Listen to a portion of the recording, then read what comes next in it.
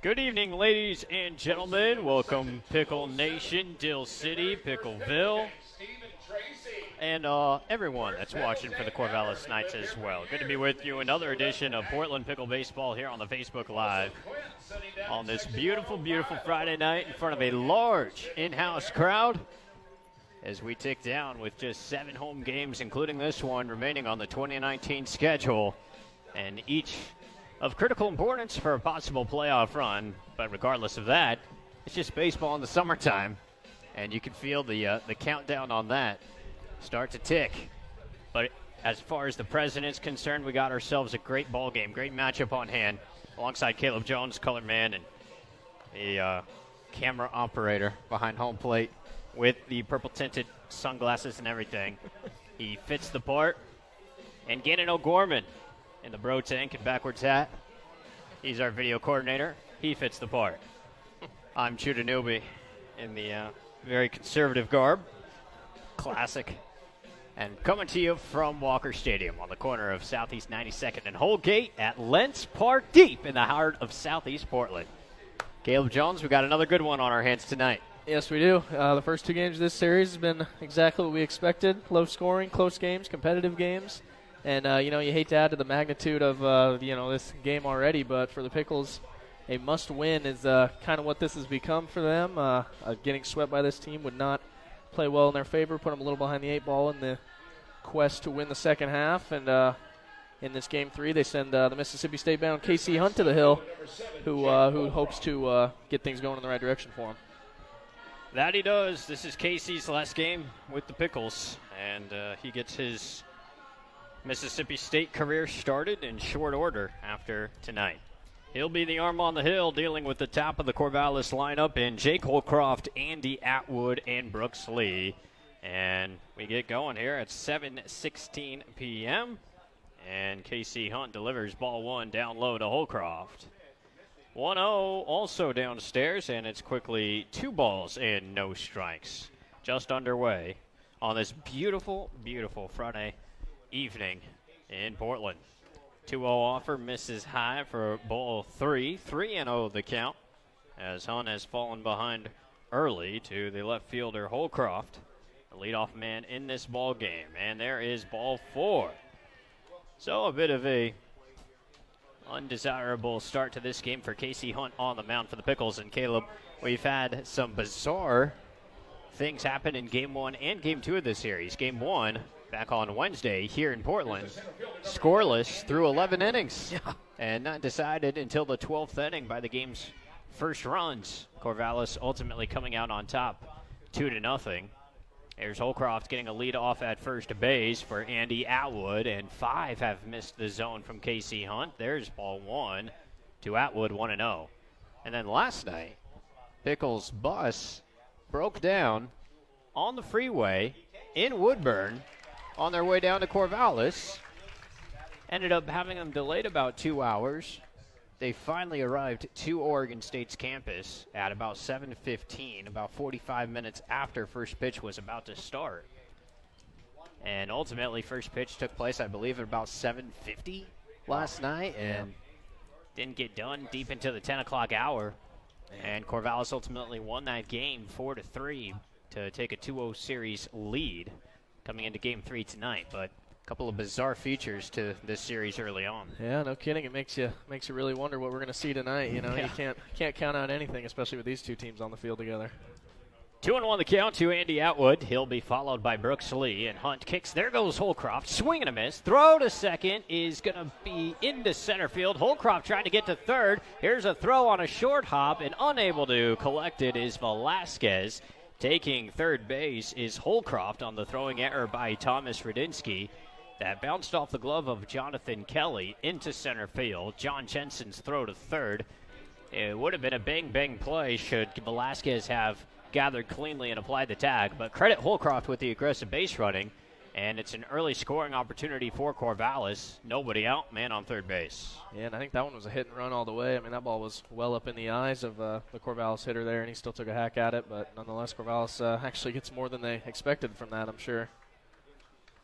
Defensively for the Pickles, you have Kyle Manzardo at first base, Jonathan Kelly at second base, Alex Lambo playing third, and Kyle Velasquez at third base, I should say. Lambo playing shortstop as the 3-2 pitch fouled away by Andy Atwood. And the count stays full. 3 balls, 2 strikes to Atwood here, with Holcroft the runner at third base. In the outfield, John Arndorfer playing left, John Jensen in center, Chase Luttrell in right field. Thomas Radinsky is catching for Casey Hunt on the hill. And the 3-2 from Hunt is swung on and hit up the middle on the ground. That will find its way into center field. A base hit for Atwood, and Holcroft comes in from third to score the game's first run. It is 1-0 Corvallis before an out is even recorded in Game 3. And that will bring up the shortstop, Brooks Lee. So a 4-pitch walk to Holcroft. He steals second base, takes third on the throwing error from Radinsky, and scores on the base hit up the middle by Andy Atwood. You're talking about a team in Corvallis that has won 29 of their last 30 games overall. That's just a silly type of win streak that they're on. That is truly incredible. And, we mentioned in Game 1, just against a team of that caliber, you can't have missed opportunities, which Portland did a lot in that game that eventually led to the 2-0 extra inning loss. There is strike one to Brooks Lee. He was the one that pushed across the game's first and only runs back on Wednesday night, hitting a ball hard to shortstop that bounced off the glove of Kyle Velasquez into center field that scored a couple of runs and resulted in that ultimate 2-0 final. Wednesday's game going 4 hours and 6 minutes. Last night's game only going about 2.5 hours. Here's another hit and run, and a ball that's hit hard on the ground to first, but foul. And the count now 0-2 to Brooks Lee, with Andy Atwood running with the pitch. Pickles will play this series finale, then jump on a bus that, Lord willing, is safe, and go on up to northeast area of Washington to the great town of Wenatchee for 3 games with the Apple Sox, Saturday, Sunday, and Monday, and then come back home and have a 3-game series with Walla Walla right here at Walker Stadium next Tuesday, Wednesday, and Thursday. Then it's to Port Angeles, to Bend, and then back home to host Cowlitz for the final home series and the final regular season series of the year. Here's an 0-2. Swung on, hit in the air, left side of the infield, drifting over Velasquez, looking in toward the dugout, and it takes a smack on top of the Pickles third base dugout out of play. Still 0-2 to Brooks Lee. Yeah, you mentioned they're hitting the road to Wenatchee after tonight, and it's kind of funny how both them and Wenatchee had kind of struggled some first halves, but are both really starting to play better in the second half. So, it's cool that their matchup was able to happen in the second half when both teams are playing, much better baseball. They feel like much more of a complete team as well. Yeah, it should be a good one. I really enjoyed that trip last year. I was only there for one game. Drove myself from Portland to Wenatchee and back. Memorable. Quick. Yeah, nice little road trip. Yeah. I was dedicated, man. I don't know what happened this year. Just kidding. Just kidding. A minute to win it. The 0-2 again, and Lee swings and hits it in the air, left side, foul out of play. Speaking of those second half standings, to your point, Caleb, right now Corvallis, a 2-game lead on Cowlitz and a 2.5-game lead on Portland for the second half South Division crown. Corvallis riding an 8-game win streak in the West Coast League. Winners of 29 of their last 30. I was just marveling about that mark with Coach Barkas before the game. As this ball is swung on, hit on the ground. It's gathered by Lambo. Steps on second for one. Throw to first. In time. Double play. Well turned and not a moment too soon by Alex Lambo. There's 2 outs here in the first. Say really good job of Jonathan Kelly to duck out of the way there. I mean, he was there covering second all the way, and Lambo says, no, I'll take it myself, and throws a strike over to first. That's a big play there. Hopefully Casey Hunt can kind of settle in now after getting 2 outs and 1 ground ball there. And on a dangerous hitter, no less. Yeah. 2 outs, base is empty, a run already in for Corvallis, and Zach Muller, the catcher, swings early and misses at strike 1. 0-1 the count. The Pickles 7-4 in the second half of the season, and on a 2-game losing streak to these Knights. There's a ball that skipped in there, and the check swing appeal. Did he go? Yes, he did. says our field umpire. Brandon Hargis with Alex Salterio calling balls and strikes behind the plate.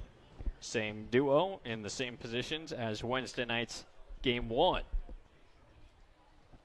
Hunt on 0-2. Fires high to Moeller for ball one. 1 ball, 2 strikes. We mentioned what kind of uncharacteristic thing are we going to see tonight? Well, you could argue we already have. Corvallis had some bus scheduling miscues on their way here as there's a swing and a miss. Strike 3 by Moeller. We'll tell you more about the transportation issues of the Knights. So far, it hasn't affected them. Yep, a run on the board. We go to the bottom of the first. Leading off for the Pickles, the center fielder, number 27, John Jensen.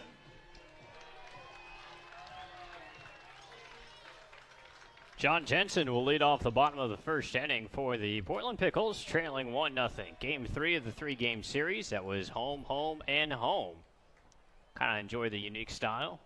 Up and down I-5 to Highway 34 and back. And there's strike 1 to Jensen, and now ball 1. Evens the count at a ball and a strike. Yeah, I'm sure it's a nice little change of pace for the players. Unfortunately, it had to turn into a pretty big change of pace on both sides with both of the transportation issues, but oh well. Oh well. That could be the we title of my autobiography. We still got baseball both nights, so can't complain. That's right, Caleb. Would spin it. You're a pitcher. You spin it. Yeah, oh yeah. That's how you do it. Especially when I threw about as hard as I did. I had to spin it. Had to spin a couple. Dude, you and me both. And I played second base. The 2-2 pitch. Hit in the air, foul behind us out of play by Jensen, who had another 3-hit game last night down in Corvallis, refining his hitting stroke.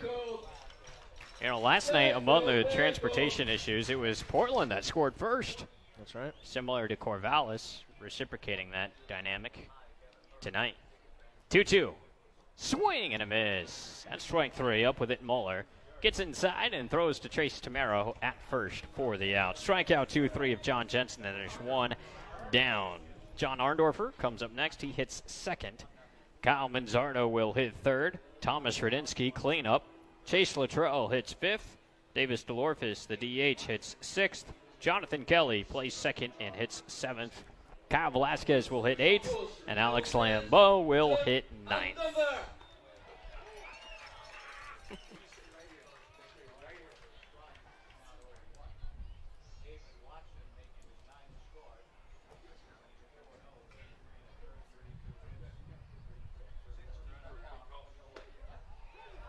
There is a strike, 0-1 the count to Arndorfer.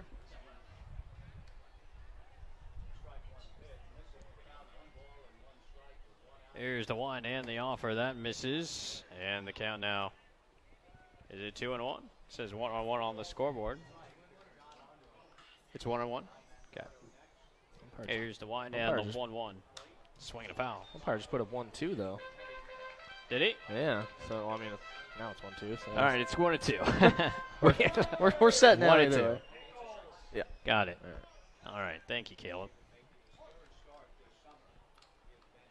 David Watson, the righty on the hill, delivers 1-2, and that's in the dirt. And that gets to the backstop for ball 2. 2-2. Oh my goodness! You've got to be kidding me! Wow. How is that a swing? Are we doing this again? Unbelievable. That is just another terrible call. Yeah, it's amazing.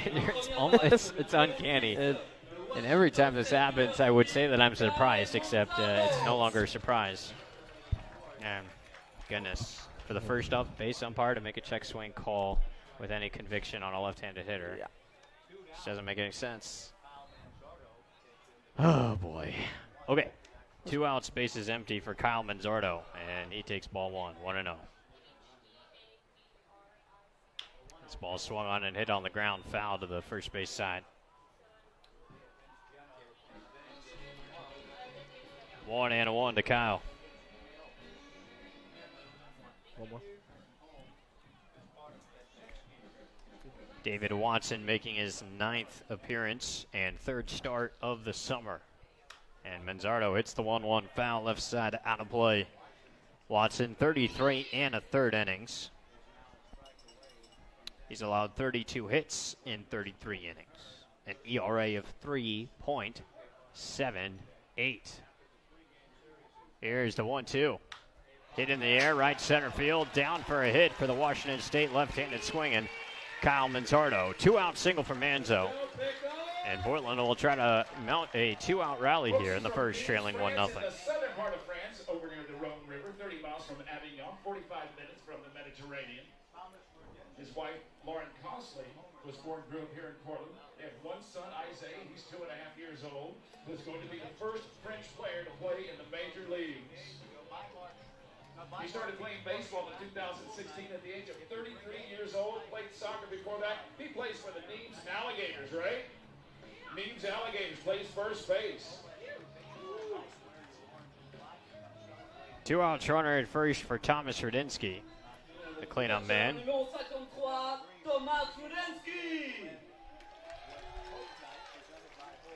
And the first offer to Thomas is in there for a strike one, 0-1 the count.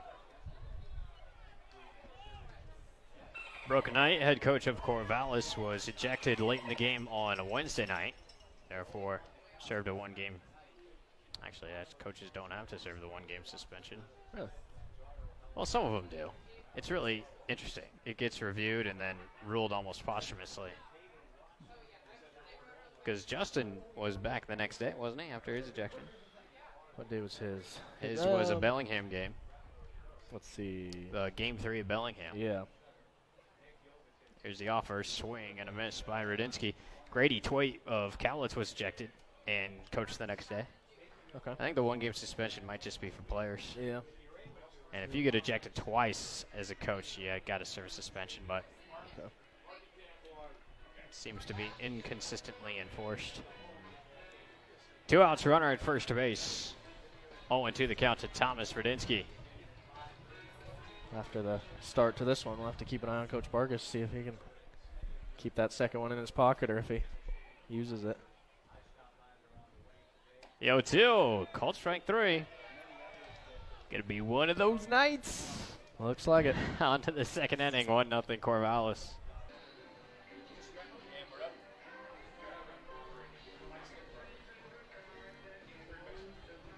Here's the third baseman, number 3, Matthew Gretler.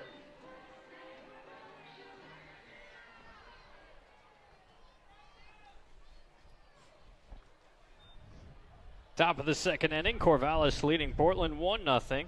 5-6-7 coming up for the Knights. Matthew Gretler, Nick Jovetic, and Elliot Willie. There's ball one from Casey Hunt. And his 1-0. Swing and a foul tip. Squeezed by Rudinsky. And the count, a ball and a strike. Say fans, come out next week. The Walla Walla Suites are in town. We've got some beautiful days for baseball. Tuesday, July 30th, it is Ride Your Bike to the Walk Night, presented by Bike Gallery. Man, does that mean I have to do that? 2-1 is a high hook that misses up and in for ball 3. 3-1 the count. There are many great ways to get yourself to Walker Stadium. One of our favorites is the bicycle. Get on your 2 wheels and join us when the Onion Rings travel to Portland for a 3-game set that gets us into August. Gates open at 5:35 next Tuesday. It is Ride Your Bike to the Walk Night, presented by Bike Gallery. More information at picklesbaseball.com. 3-2. Taken upstairs. No appeal on the check swing. Shocker. And it's a walk. Leadoff man aboard, Matthew Gretler. Yeah, that ride your bike to the walk night will be a good one. I know Bike Gallery's bringing in their van, I believe is what it is, and they're doing some free bike repairs out of the back of the van, so that'll be cool, you know, if you can come get your bike tuned up a little bit. So this is the one scenario where it's okay to talk to a stranger in the back of a van, right? That's probably true, yeah. All right. They'll fix your van, or fix your bike, apparently. Nice. Will they fix my van, too? Maybe. you own a van? I might get one if they fix it. It's all about a value. That's right. Swing and a miss by Nick Jovetic. 0-1 the count. Shadows bathe the field of play. Just a patch of sun right where the mascot of Dylan the Pickle used to be spray painted behind home plate. That has long since faded into the ether. Are we going to get that retouched up, you think, ahead of the I would think so, yeah. Only 6 more games left. We can doctor her up again. That's what I think. The offer, high and away, ball 1, 1 ball, 1 strike. Where the leadoff man, Gretler, on at first base. 1-1 to the hitter, Jovetic. From the left side of the box, KC sets, kicks, fires. Jovetic showing bunt, takes a curveball outside for ball 2. 2 balls, 1 strike, the count. Shout out Kingpins, great sponsor of Portland Pickle Baseball. I'll be there tomorrow. Hey, okay. Gonna try to rack up some strikes of a different kind. Move to first. Have you ever been Kingpins? I believe once, yeah. He's good. He's good. I'm not too great of a bowler, but I can hold my own. 2-1. Hit in the air toward right field. Luttrell is coming in. Moving out is Kelly. Luttrell still coming in. Luttrell still coming in. And Chase makes the catch about 5 paces shy of the infield dirt. That ball was hit a mile high in the sky. Yeah, I think that was one of those he kind of called off Kelly early, so Kelly kind of bailed out of the way and then realized he had to keep coming in on and keep coming in on. I think that ball would have been easier for Kelly to camp under, but you always want your right fielder coming in with his momentum that way, so good job by Luttrell.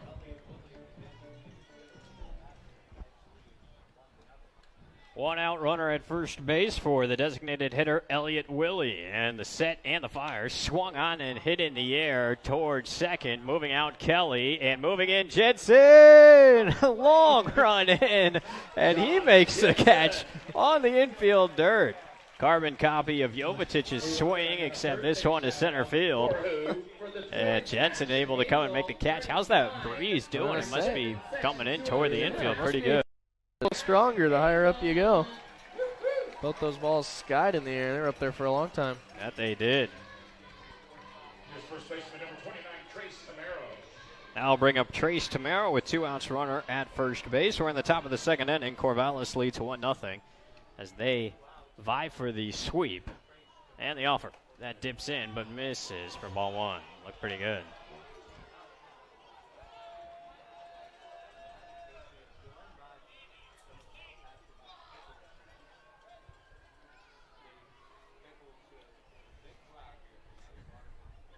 The 1-0. Swing and a miss. Count even at a ball and a strike. That sun dip in just on the fringe of the tree line right now. So pouring into the party deck and the press box. But the field is safe in shade. The 1-1. Swing and a miss. A big-time bender out of the hand of KC Hunt. That should play in the SEC. Absolutely, yeah. And it's going to be more important, especially if he's throwing a lot of fastballs for strikes. That's when his off-speed stuff is really good because he plays off of them both very well. 1 ball and 2 strikes to Tamaro, the 8-hole hitter. He asks for time. It's granted.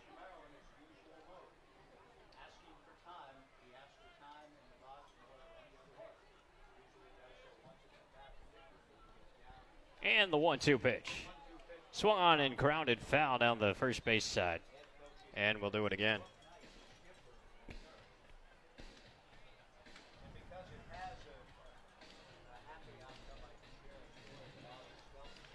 KC Hunt, 7 1/3 innings on the hill in West Coast League action. He's started 2 games prior to this with an ERA of 2.45.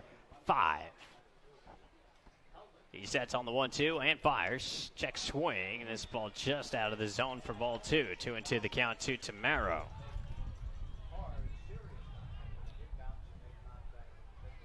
He's allowed 6 hits and 7 1/3. Couple of runs, both earned. And a move to first. Yeah, Casey coming over from New Jersey. His time on the West Coast has been fairly short-lived, but it's been been really cool to watch him showcase his talents both on the mound and in the field in the box as well. And I tell you what, I think Mississippi State's getting a pretty good young player.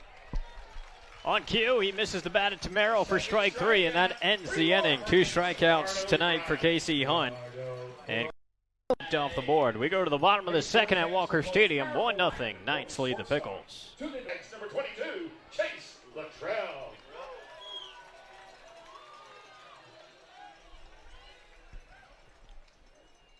Chase Luttrell leads things off for the Pickles against David Watson, and strike one taken, an off speed on the outside corner. 0-1 the count. 17 pitches in the opening frame for Watson, 13 of them strikes, and he retired 3 on strikeout and stranded a 2-out single. Now he delivers strike to Luttrell. 0-2 quickly on the Long Beach State center fielder playing right field for Portland this summer. Wearing the long sleeves. The 0-2. Good eye. Yep. Let's go Pickles. Let's go Pickles. Who we got as on-field host tonight? On-field host is Liam, our often pregame DJ. This ball is lined through the hole between third and short into left field. A 1-2 pitch sent the opposite way. Base hit, Chase Luttrell, leadoff man aboard for Portland. And Liam's official name, I believe, DJ Flash Gordon, New York Jets quarterback. Flash Gordon, Jets quarterback Liam. In no particular order. Flash Gordon, quarterback, New York Jets. Flash Gordon, quarterback, New York Jets? Yep. Okay. It's Davis DeLorfis climbs in now, the DH of the Pickles, and he takes borderline pitch for ball one. 1-0 the count.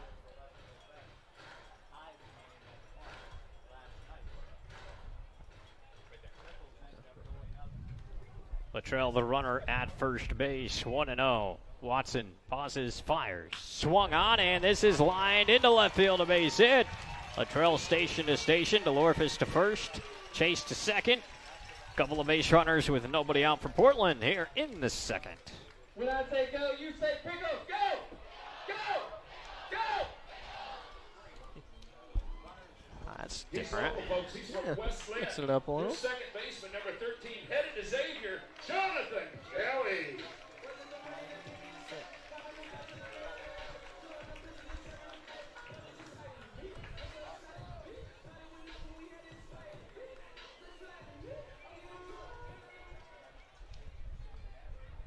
I'll bring up Jonathan Kelly here with first and second, nobody out.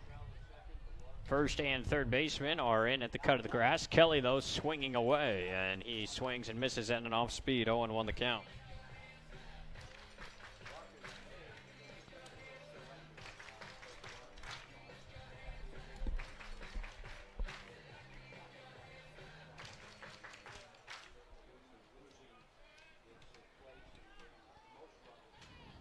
Jonathan out of the 7th spot tonight, playing second base. Watson out of the stretch. Now Kelly will turn to bunt early. Crashing in is Tamero. The pitch taken down and away for ball one. 1 ball, 1 strike. Jonathan got a bunt it to third base here. Yep. Even there, you saw that first baseman crash across the mound a little bit, so it's definitely got to go that way. And, Luttrell out at second, just got to see the ball down and try and get a good break on it. Secondary lead from Luttrell here is going to be what's important. You don't expect the catcher to really backpick all the way down to second, especially after a square bunt attempt. He doesn't see the ball coming in as well. It is well done toward third. Tamero has it, throw to He's first, safe. And the ball gets away. Safe at first is Kelly on the beautiful bunt single to the left side of the infield. And it's bases loaded, none out for the Pickles. Waiting on the official ruling here. Let's go Pickles. Thought he had that beat out regardless, Caleb. It was bang, bang, but thought the foot got in there. I thought he did too, right as the play was happening. I said, oh, he's in there. And, I thought he was in there by a step as well. As Tamero fielded it, he kind of gave a peek to third, which you should do, but then, you got to turn around, deliver the ball with some emphasis, and Kelly just beat it out. It was a great bunt. It's that Westland speed right there. That's right. Kyle Velasquez, big chance for him now. Bases loaded, nobody out. Portland trailing 1-0. And Watson deals to Velasquez, and it is swung on, hit up the middle. It is fielded, underhands to short for 1, and the relay to first in time for a double play. The Pickles do tie the game, though. Double play, though, 4-6-3 from Harvey to Lee to Tamero. Corvallis will take that ratio, but chairs are being raised regardless. Brand new ball game at 1-1.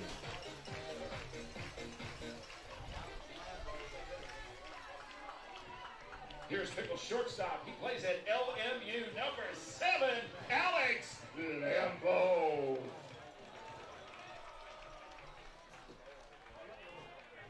That'll bring up Alex Lambeau, 2 outs, runner at third. And Lambeau, first pitch swinging at a curve in the dirt.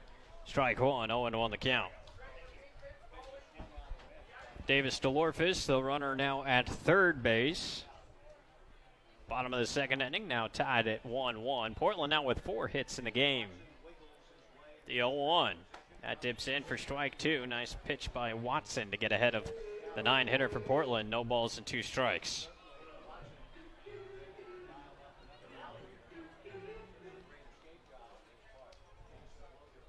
Signing up outside on the 0-2. Here it is. Swing and a ball splashed foul to the right side on the screen. And we'll do it again at 0-2 the count.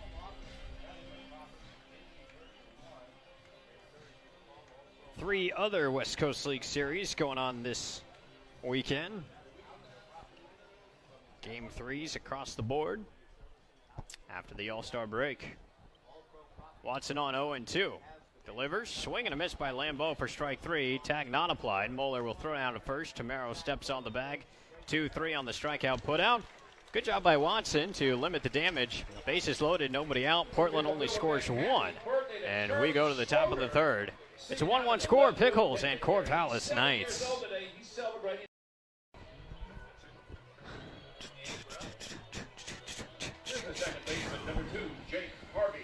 You want to have a B-box competition?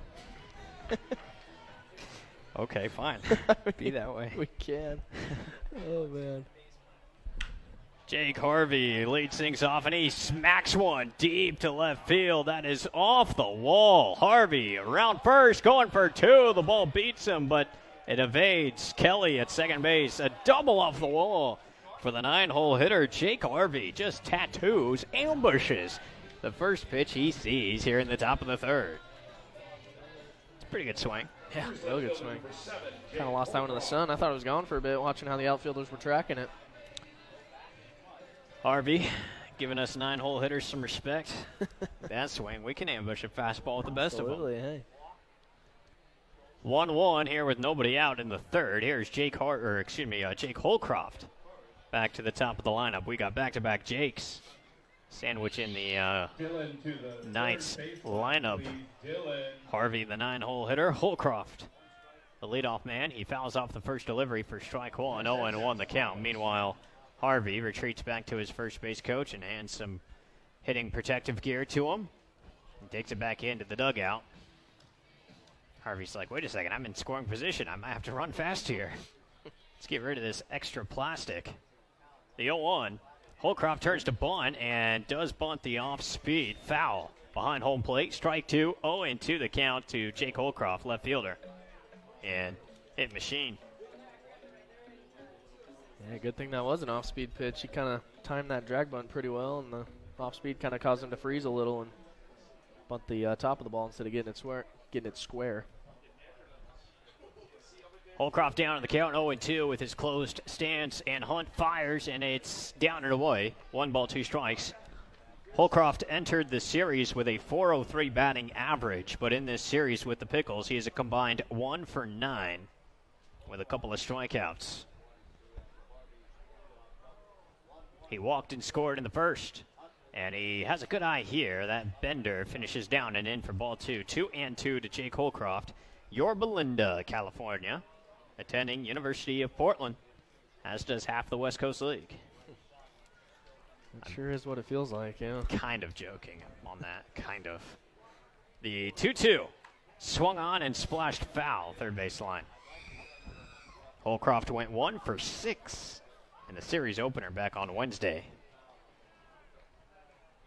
With a strikeout, and I'll go back and check my notes, but that base hit didn't come until the 12th inning. In fact, it was his single that scored the second run. He reached on a single, came around to score on the knock by Lee. Officially an error, but a hard hit ball by Brooks. 2-2, swung on and tapped foul. Back to the Corvallis dugout. So because of the transportation issues, again, and unofficially, I heard that the same bus company whose bus broke down for the Pickles yesterday on the way to Corvallis failed to schedule a pickup of the Knights at Oregon State tonight.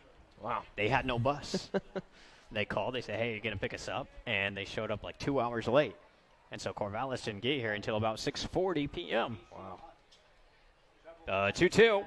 Swing and a miss by Holcroft for strike 3, and there's one gone in the inning. Holcroft now 1 for 10 in the series. That's number 3. Getting closer to those free-range larder fronts, right? The old show and go method for Corvallis today. It's sometimes it works, sometimes it's tough. Sometimes you just show up, you warm up, you play. You don't got a lot of time to think about a lot. But then sometimes you're not quite prepared to play. You don't get as loose as you'd like to, get all stretched out, but. Curveball hits the corner to Andy Atwood. He's 1 for 1 with an RBI single. It was Holcroft that had a 4-pitch walk. He stole second, went to third on the throw down to second that went into center field, and then Atwood singled him home. The 0-1. Atwood swings, grounds into third. Velasquez has it, looks to the runner, and throws across the diamond in time to get Atwood. Holding at second is Harvey. Kyle Velasquez, a nice play for out number 2, 2 outs in the inning. The biggest thing the show and go or the late arrival, the biggest person or player would affect is the pitcher, because those guys have pretty descriptive and set routines on how to warm up for their starts. Right. And to have to rush through that and kind of change a couple things would be sometimes it really messes with people.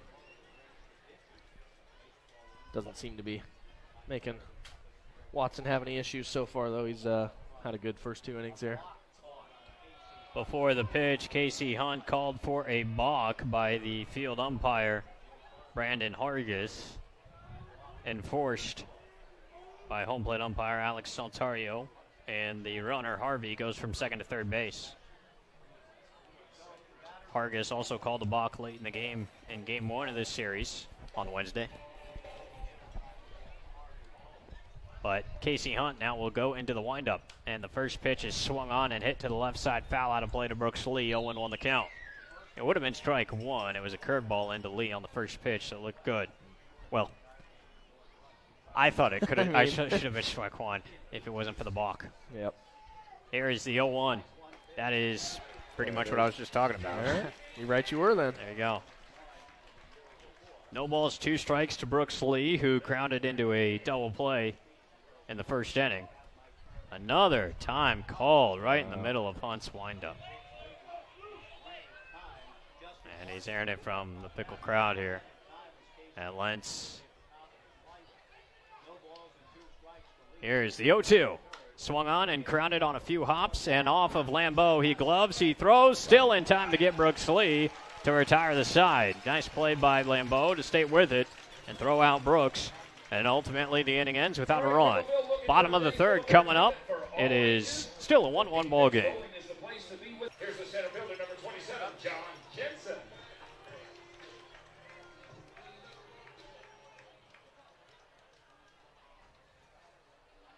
John Jensen leads things up for the Pickles here in the bottom of the third inning. 1-1 score.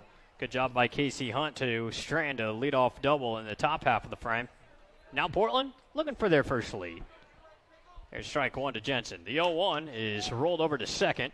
Fielded there by Harvey. He gathers and throws in time to get John, who's now 0 for 2. 1 gone here in the home of the third.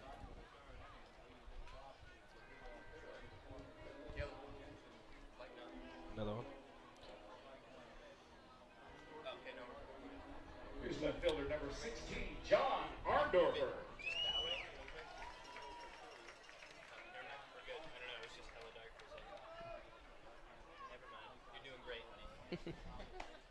Oh my goodness. Gannon, you should have a mic. There is strike 1 to John Arndorfer. 1 out, base is empty, and a 1-1 score. The 0-1 to Johnny. Down and in.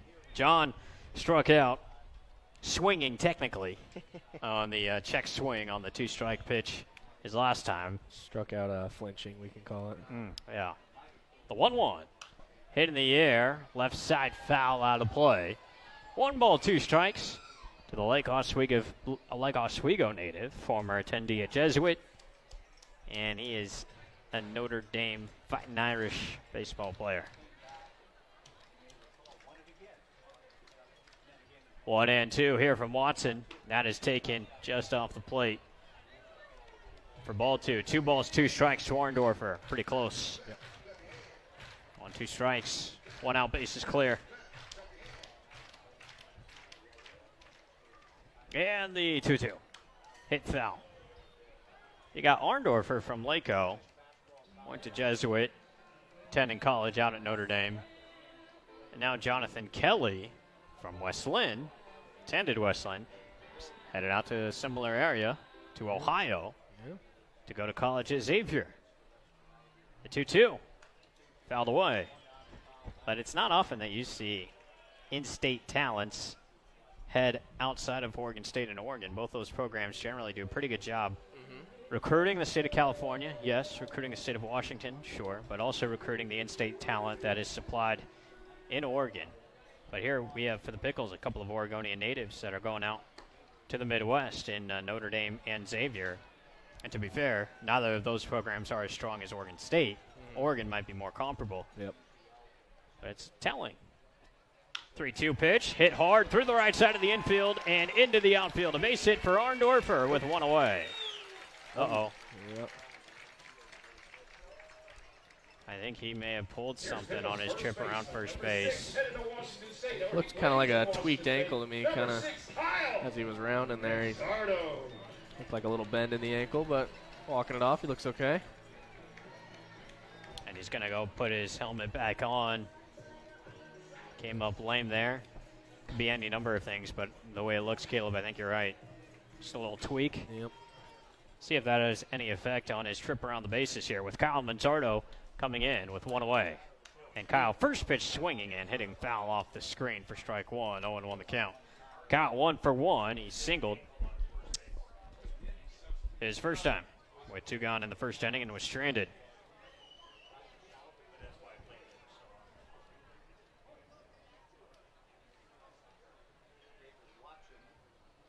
Watson stretch and pitches off the plate. Count even at a ball and a strike. Manzardo been such a consistent presence in the lineup all series and all season long. Yep. An average of 290 coming into tonight. The 1-1.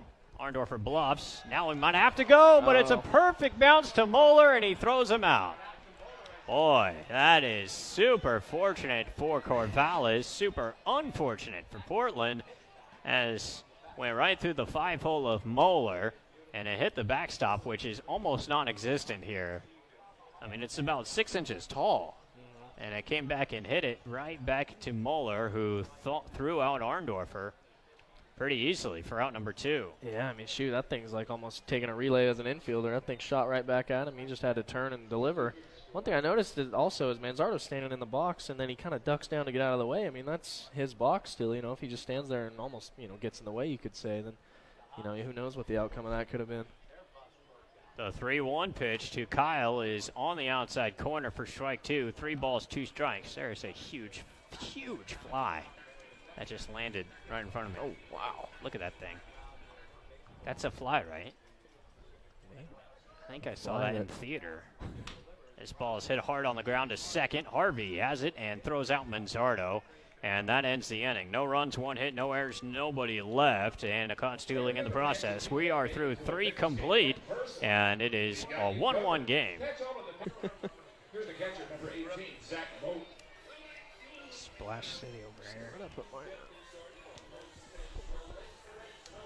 I've noticed you haven't watched Reds games as frequently. They already played today. Huh? They already played today, so they got beaten pretty good by the Colorado Rockies today. Yeah. So 1-1 game as we move to the top of the 4th inning. Casey Hunt delivering a ball to Zach Moeller, who drives this one way deep to left field and off of the Dillon's hideaway sign and left. Throw to second, tag not in time. Moeller slides in aggressively for a double. Leadoff double for a second straight inning. This time Zach Moeller getting Corvallis started early in the 4th. He really hit that ball hard. yeah, man, that was just a few feet away from getting over there. That is the 8th hit of the game combined for both sides. Portland's got 5. Corvallis now with 3. And 2 of them have been extra base knocks.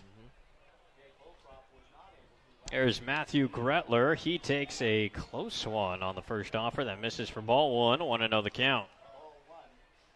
And Zach Miller will ask for time, and he'll walk out to talk to the right-hander from Ramapo, New Jersey. An inbound freshman at Mississippi State, Thomas Rudinsky, or Casey Hunt with Thomas Rudinsky out there as well. I ran into Gabe Scoro before the game, too. Got to chat with Gabe, always one of the more affable and engaging Pickles players, and both he and the Pickles catcher tonight, Rudinsky, went to high school together at Lincoln High. Oh, yep. And I said, well, you guys still close? He's like, yeah, man, we're still close. We're good friends, and like that. Thomas is a pretty fiery guy. Yeah. And he's like, yeah, he is. He really is. It's like, oh, friends know each other. Yeah, exactly.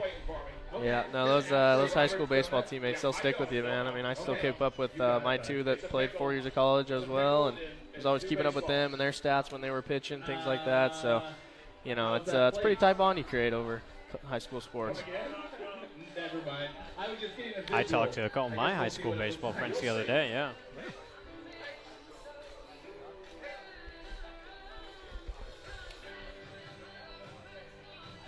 McMinnville High.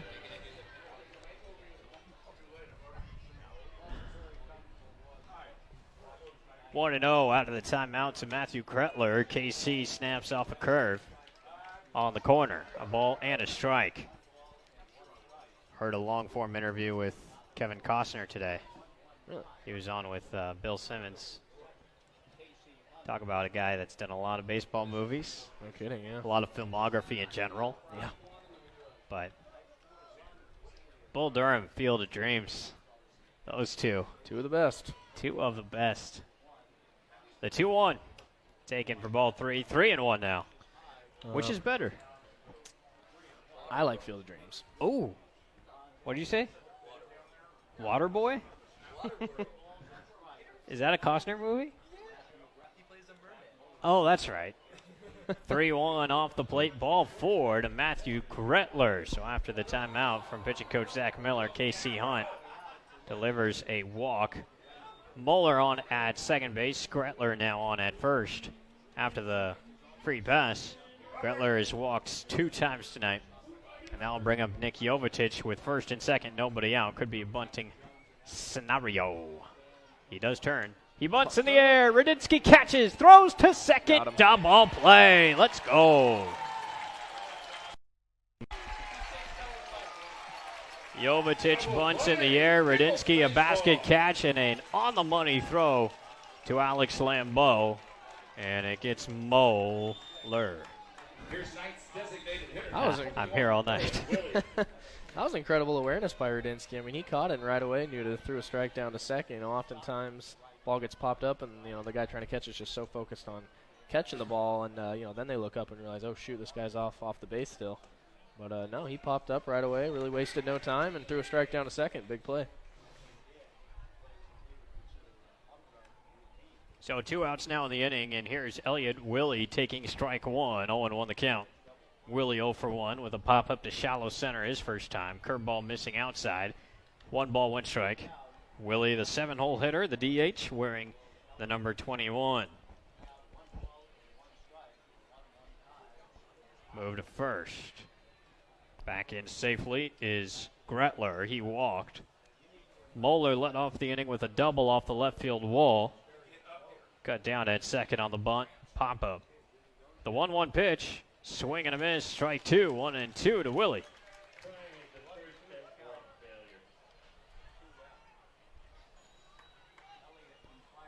.290 average for the Corvallis DH tonight. He's 0 for 1 so far. Saw him briefly, I believe, at the end of Game 1. Who didn't play in Game 1, really? Yeah. And Willie pinch hit in the 11th inning. And grounded out off the pitcher that ricocheted to second base. Remember that play? I think that was off of Jack Noble. Jack Noble, indeed, yep. And ricocheted off Noble and collected and thrown out by Austin Lively. 2-2 now the count to Willie. The pitch. Upstairs, Rudinsky snap throw. Save. Back in safely is Gretler. Back pick attempt by Rudinsky. Looked pretty good, and Manzo's tag was there. Safe is the call. Yeah, I think it might have been that backside hand that snuck in just in time. He had a little bit of a swim move there to avoid the tag. The 3-2 pitch. Hit up the middle, and Hunt is able to gather. Great play. Underhands to first in time to get Willie, who grounds out to the pitcher to end the inning. Second straight inning that Casey Hunt's worked around a leadoff double. And we go to the bottom of the fourth. Still a 1-1 score. Dalmas Rudinsky leads things off for the Portland Pickles here in the bottom of the fourth inning, a 1-1 score. And takes inside ball one to the Pickle backstop, 1-0. Watson's delivery, that misses 2-0. 1 run on 3 hits, no errors for Corvallis. 1 run, 5 hits, 1 error for the Portland Pickles. It'll be Rudinsky, then Luttrell, and DeLorfis. 2-0 is hammered over the glove of Watson and slices into right center field. A base hit for Thomas Rudinsky. Hit number 6 for Portland. And it's a leadoff man aboard for the Pickles.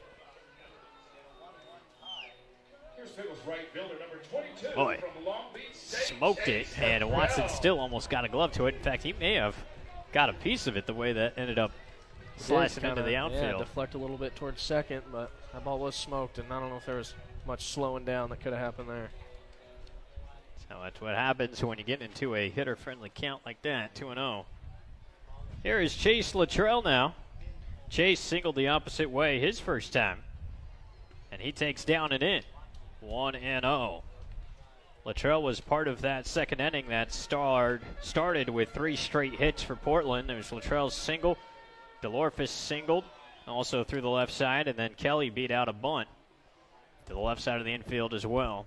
Ultimately, just 1 run scored for Portland after loading the bases with none out. 1-0 from Watson. Here it is. And Luttrell grounds this one. Tamaro has it. Over to Lee for 1. Back to Tamaro. 3-6-3 double play. Well turned by the Corvallis first baseman.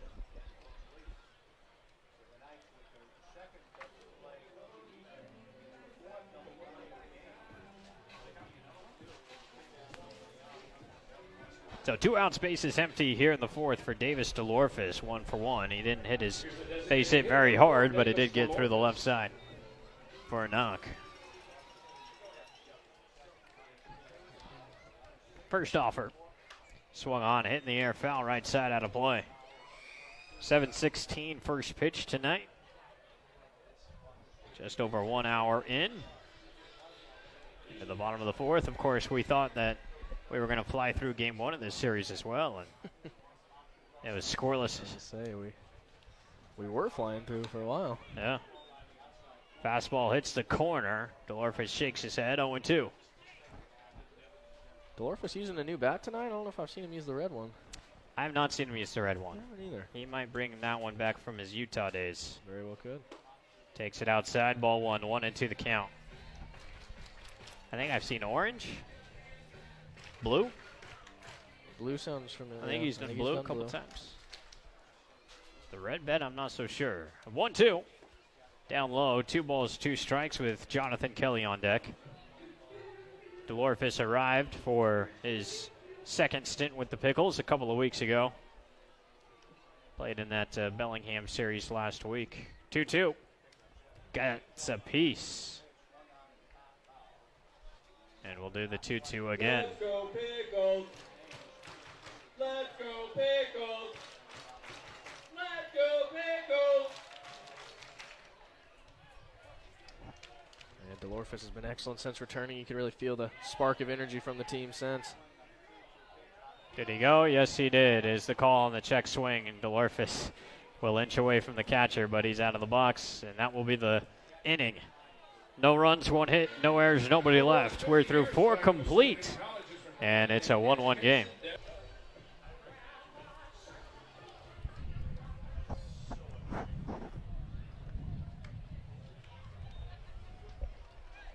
(8-9-1) coming up for Corvallis, top of the 5th inning. In a 1-1 ball game. Competitive, hard-fought game, as always, between these two sides. Corvallis, winners of 29 of their last 30 games. Amazing. It really is. And Tamaro fouls off the first delivery and now takes down and in for ball one. 1 ball, 1 strike. Casey Hunt, 64 pitches through 4 innings. Just delivered his 66, and now 67 is going to be in there for a strike. 1-2. Could be the last inning for him. We'll see. It's also his last appearance of the year, so there's a chance he might be stretched even more. That's very true. Never know. The 1-2. Swung on and sent in the air, foul left side out of play. Tamaro 0 for 1 with a swinging strikeout. His first time. He also turned a slick double play there last half inning. 3-6-3. And the 1-2 now. Foul tipped into the glove of Verdinsky for strike 3. That's the 4th strikeout. 4 strikeouts for Casey Hunt. And there's 1 gone here in the visitor 5th. 1 away. Second baseman number 2, Jake Harvey. Really does impress me how well if Hunt can get that first fastball across for a strike, just how well his off speed works off of those. And there he started with a curveball and got the head even. Well, it's probably smart to Harvey. He hit a first pitch fastball his last at bat off the wall, so you start him with an off speed here. That's good. It's good. Someone in there's reading scouting reports. Lord knows I never did. Like 9-hole hitter? Here's a tee. I dare you to hit it. But he crushed that one. He did. The 1-1. Miss it. Down and away. And it's funny. You get some really... I mean, when you're growing up in Little League, the 9-hole hitter generally thought of as the weakest. Sometimes it's the 8-hole hitter. If you want to start your, 9 spot with like a second leadoff man of sorts, right? Yeah, I mean, you see that reflected in the major leagues as well. The pitcher, at least in the National League, obviously, is always hitting 9th, and like you mentioned, sometimes even 8th, because they want to get the, another speed guy down in that 9 spot to turn it over to the top of the lineup. The 2-2. Not close. 3-2. Now, Tony La Russa was one of the first to start that trend of pitchers batting in the 8th spot.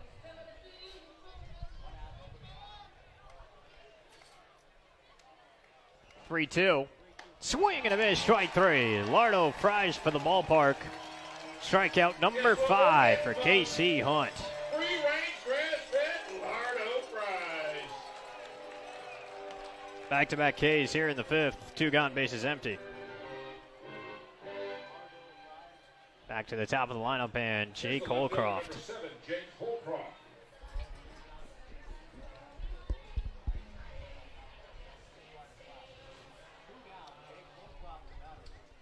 And here comes Brooke Knight to talk to the home plate umpire.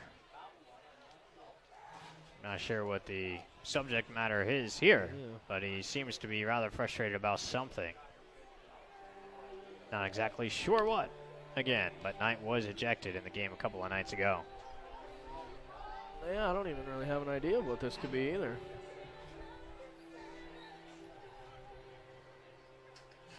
Well, now the umpires talking together. I was saying, Harvey, who just struck out, still out of the dugout with a bat in his hand. Is there some type of maybe catcher interference that they're arguing about? Mix up on the count, maybe?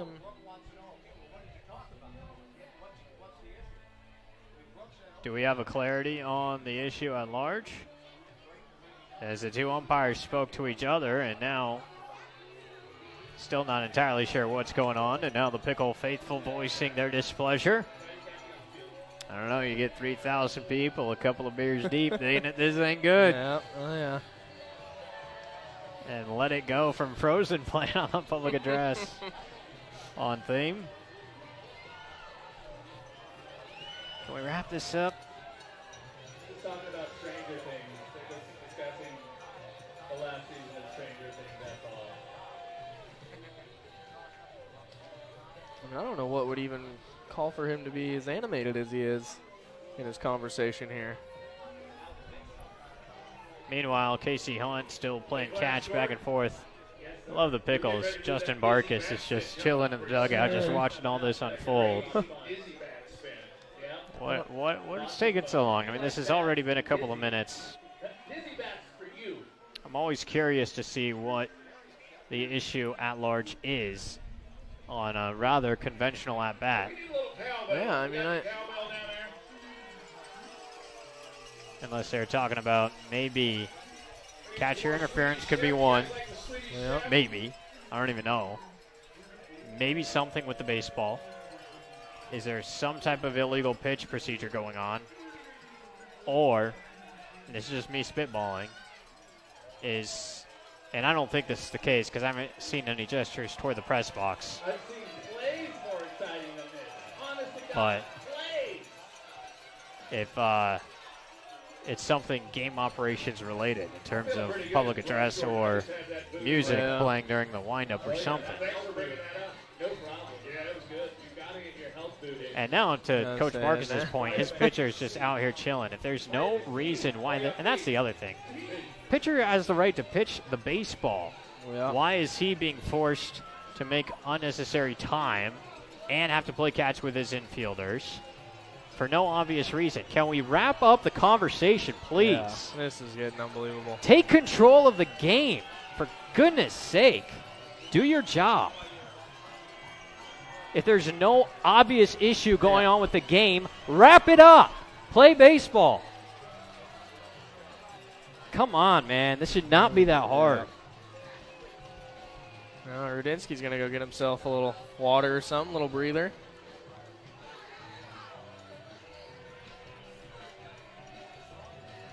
Unbelievable.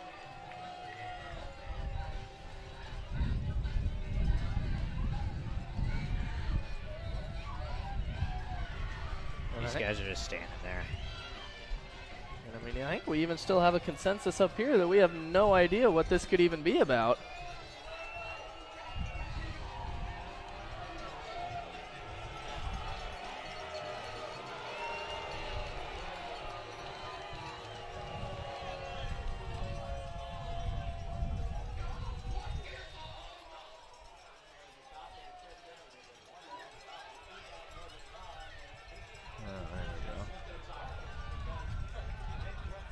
Now Justin Barkus coming out to have a conversation. Caleb, could you pan over to that conversation, see what's going on so everybody can see? Here you can see Barkus. He's being hidden by the umpires right now, but those umpires have stood there for the last 4 minutes, not doing anything with the game. There should be 2 outs playing a baseball game. And instead, for no obvious reason, the game's been stopped. And We're drinking the juice? Yeah, we're going to drink the juice. I don't know what's going on, but Yeah, it goes down easy. it's a little chagrining. And I don't even know if chagrining's a word. Now look at Rudinsky. He's just lying down there. Yeah, Sign up. I mean, Hey, you know what the winner is? You can Yeah, see him there there on it your is. screen. Look at Rudinsky just reclining now, stretching out a little bit. yeah. This has a bad effect on Casey Hunt, too. It's,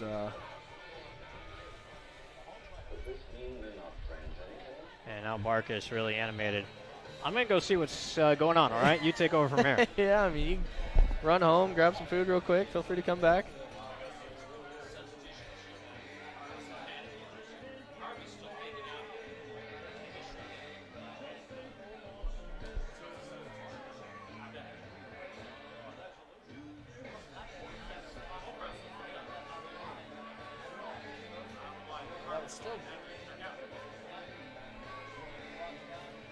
Either way, it's still an out. Harvey would probably just have to bat again.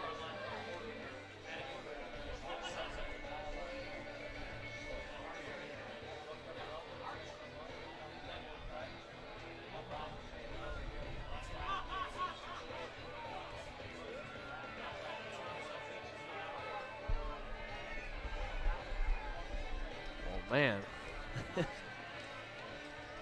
This continues to prolong here. I cannot believe how long this is taking.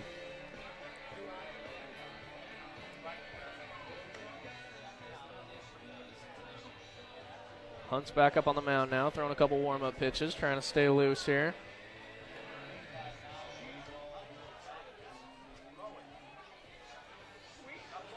A lot of the infielders running over to the dugout, grab some water, trying to keep themselves in it somewhat, as the two umpires are still talking to coach or manager Justin Barkus. Right down the third baseline here. Barkus walking away, but barking something pretty animated here. And we may finally be done with this here. And they've signaled Harvey back into the box. All right, let's hear Portland! As of right now, there's still 2 outs. Folks, if you're sitting on the left field or right field berth, please keep your eye on the game. Eye on the game, left and right field berth. Nope. Now the scoreboard's been set back to full count and 1 out, which was the count on the, at the time, supposed strikeout. But nonetheless, Harvey stepping in with a full 3-2 count and 1 out. And Hunt rips that one foul as action finally resumes here at Walker Stadium. Still not sure what the bottom line of that one was. 2 long discussions from the umpires between both coaches. And another 3-2 pitch is fouled off, so Harvey making the most of his second chance here. There was potentially something wrong with the count, potentially a substitution deal. We will try to get word on that as soon as we can. But nonetheless, Harvey back into the full 2 count. This one popped up, Jensen running after it, and we'll settle under it for out number 2. So nonetheless, we are back where we started with nobody on and 2 outs. And the leadoff man, Jake Holcroft, coming to the plate. Here's the left fielder, number 7. That might go down as one of the longest at-bats I've ever been a part of, especially with the 2 long discussions in between. And first pitch to Holcroft is fouled straight back, 0-1. So you got to give it to Hunt. Obviously the long delay there. He did a good job of playing some catch, staying loose, but has come out pumped nothing but strikes since. And just like that, got a second out and is ahead of the count, 0-1 here. That fastball runs up and away. The count is now 1-1. Holcroft 0 for 1 on the day, walked back in the first inning and scored the game's first run, and struck out back in the third. 1-1 fouled off down the left field line, and we'll get well foul. 1-2. For a while there, Hunt was playing catch with his infielders to stay loose, and then got Thomas Rudinsky back up behind the plate and threw a couple pitches to stay warm as well. And he has looked good ever since the interesting delay. Looked like a changeup there down and in, leaving the count at 2-2. 1-1 game, top of the 5th here. The 2-2. Curveball, swing and a miss from Holcroft, and great job by Hunt to settle in after the big delay. We're through 4.5 here at Walker Stadium, and it's a 1-1 tie between the Knights and the Pickles. Dizzy time of the night, that crazy Jonathan Kelly.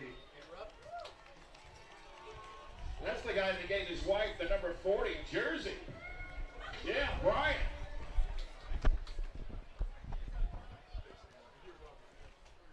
Jonathan Kelly leads things off for the Pickles here in the bottom of the 5th. First pitch swinging and popping, foul behind section 203 and out of play. So I found out what happened. I went down to the dugout, asked a couple sources, and for the lengthy delay there on that third strike, swing and a miss to Jake Harvey. Apparently the Pickles bat ball boy, that was not Ryan Magdaleno, I believe it was someone else, but he was still in the field of play as that last pitch was being delivered to Harvey, and the first base umpire allegedly was signaling for time as the pitch was being delivered. I did not see it. Yep. So that is the information that was being relayed to me. His time was still not called, though, by the home plate umpire as the pitch was being delivered. It was a swing and a miss, strike 3. So Brooke Knight comes in and appeals his case. So it's a pretty straightforward scenario that resulted in 10 minutes of delay. Yeah. For really no reason. There's a swing and a miss, strike 3, and the throw down to first base in time to get Jonathan Kelly 1 away. So a couple of things to learn from for our umpiring friends. One is try to be on the same page. Yep. And two, just be quicker. Yeah, I mean, Be quicker. There's no reason for that to take so long. Exactly, and just be thorough in what you. I mean, for example, the first baseman, like you said, apparently had his hands up, called time. Just take charge and come communicate that to your partner. Stick to your guns there when you're sitting there explaining it. Just tell them this is what happened, and this is what's gonna happen moving forward. High throw to first base is in time to get Kyle Velasquez sprinting up the first baseline for out number 2 gone.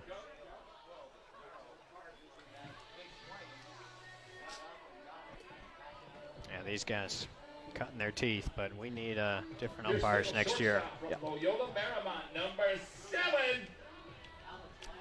Alex Limbo.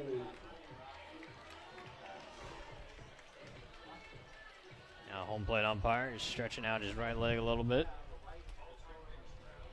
May have taken a false step or something as he brushes off the plate. All-time largest crowd in Pickles baseball history, 3,013 tonight. Biggest crowd ever. They all came from all over the world. All over the world. Even Canada. 2 outs, base is empty for Alex Lambeau. Swinging a missed strike 1, 0-1 the count. We're in the bottom of the 5th, just announced the largest crowd ever to attend a Portland Pickles baseball game at Walker Stadium, 3,013 on hand for this one. That is a massive Friday night audience. I was say the right field berm is absolutely packed. I mean, left field's got a lot of bodies down there as well. The stands right here close to us are packed. There's a foul to the screen for strike 2 on Lambeau. 1 ball, 2 strikes. 2 outs. We're in the bottom of the 5th inning in a 1-1 game. Just when I thought we were zooming along. Yeah. We had the random, inexplicable 10-minute delay. Yep. I mean, there's our wackiness of the night for Game 3 here. Yeah, there you go. Strike 3 called to Lambeau, and that finally concludes the bottom of the 5th inning. No runs, no hits, no errors, nobody left. We go to the 6th in a 1-1 game. Folks, if you want to sign up for the pickle juice drinking contest, come over here and meet Rory in front of the party deck, the Northside Truck party deck. If you want to be in the pickle drinking contest, please form. We go to the top of the 6th inning in a 1-1 game. Here's the center fielder. Of course, there was something bizarre that happened in this game. We've seen something weird every night. Andy Atwood leads things off. There's a new arm on the hill. Right-hander from UNLV. It is Trent Bigsby in relief. And he delivers a swinging strike 1 here to Andy Atwood. And now ball 1. Evens at a ball and a strike. 9th appearance of the summer for Trent. 20 in the 3rd innings. 18 runs, 15 earned. For Biggs and Nasty. 1-1. Hey. Oh, speaking of. Yeah. Huge. I love that so much. I'll say good luck trying to hit that pitch, let alone try and bunt it when it looks like it's coming right at your face. Tried to double back on it, and that one finishes high. Ball 2-2. Native of Henderson, Nevada, 6'1", 220-pound right-hander. An ERA of 6.63. There's a skipper on 2-2, ball 3. 3 balls, 2 strikes. Bigsby last pitched on July 20th. July 20th. An inning of relief, scoreless, hitless ball. Walked 1, struck out 1, and 5 batters faced. 3-2 pitch, fouled away, right side out of play. Jared Bayless jersey making a cameo. Let's go. Summer League Hall of Fame. Jared Bayless. He had quite the pathetic career for my Philadelphia 76ers. 3-2. Skips in for ball 4. Our umpire friend is really struggling with his right leg. Must have pulled a muscle or something. Leadoff walk to Andy Atwood. as he's on to start things here in the top of the 6th inning.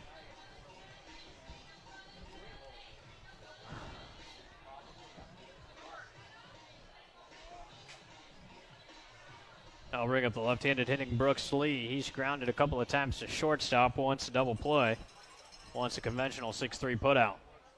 The offer, it's in there for a strike, 0-1.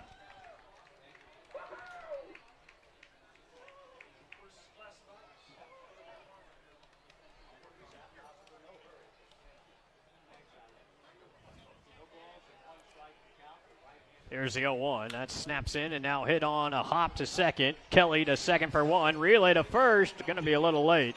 Nice play by Jonathan Kelly to get the lead man at second base. Lambeau tried to turn it. Will settle for a 4-6 fielder's choice. 1 away. Here's Knights catcher number 18, Zach Moeller. I know, I did already. One more, you think? So Lee reaches first. He's now 0 for 3 on the night. And that will bring up Zach Moeller, 1 for 2 with a double. With 1 out here in the 6th. And the offer is in there for a strike. Good pitch by Bigsby.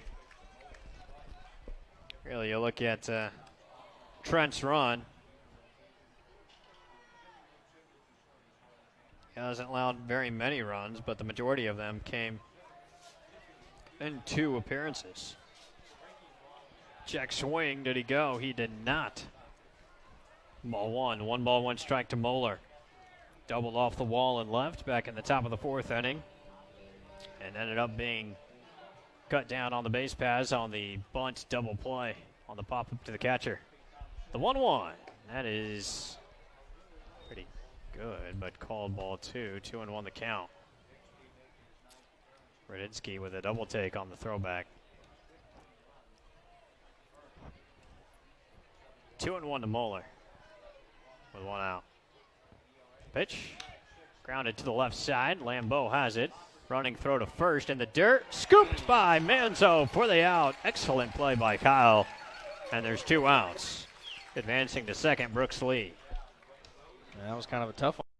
Got in between it there, kind of handcuffed him a little instead of, picking out in front. Almost like fielding a ground ball. He kind of got it caught back here by his hip, but nonetheless, great job staying with it, getting a glove on it. Go ahead run in scoring position in Brooks Lee, and that will bring up Matthew Gretler with 2 outs in the top of the 6th. The pitch, curveball in there for strike 1. 0-1 the count. Nice offer by Bigsby. He'll be a senior at UNLV in the fall. Good baseball program there. And a heck of a pitching coach to learn from. The 0-1 is hit off the fist towards shortstop. Here comes Lambeau to make the catch, and that ends the inning. May have broken the bat of Gretler in the process. No runs, no hits, no errors, and 1 stranded. We go to the bottom of the 6th inning. Still 1-1, Knights and Pickles. Excellent. Press that 3 times, and it makes it go. Oh. Why is it Snakes. John Jensen will lead off an inning for a 3rd time. Led off the 1st, led off the 3rd. Now he leads off the bottom of the 6th and takes ball 1, 1-0. Jensen, Arndorfer, Manzardo, top of the lineup against Watson, the right-hander. His slider. Jensen swings over the top for strike 1. 1 ball, 1 strike. 1 run, 3 hits, no errors for Corvallis. 1 run, 6 hits, 1 error for Portland. And the 1-1. Low, 2-1. Jensen struck out swinging in the 1st, grounded to second in the 3rd. Watson was on 67 pitches entering the inning. And his 71st. High ball 3, 3-1 to John Jensen.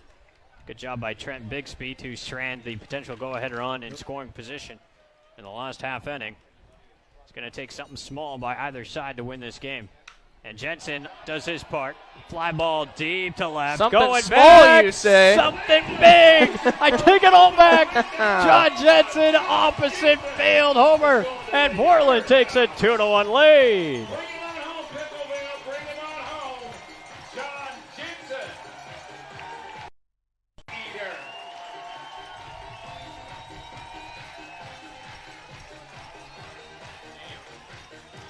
I stand corrected.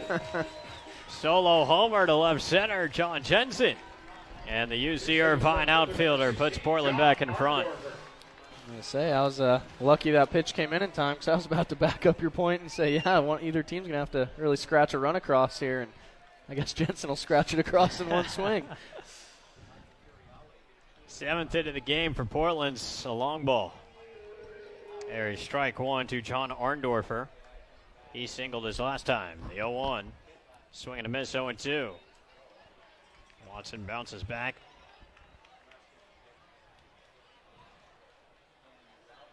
Third home run of the year for John Jensen. Backdoor misses. 1 ball, 2 strikes.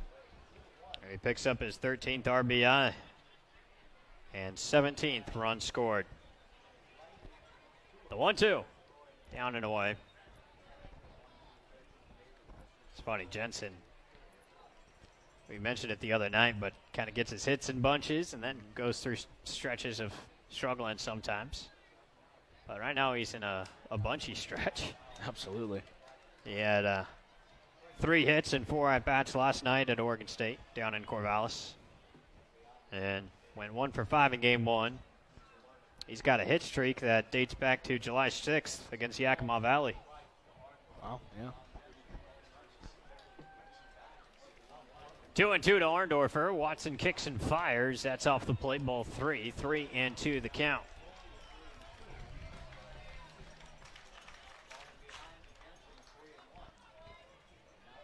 And the offer.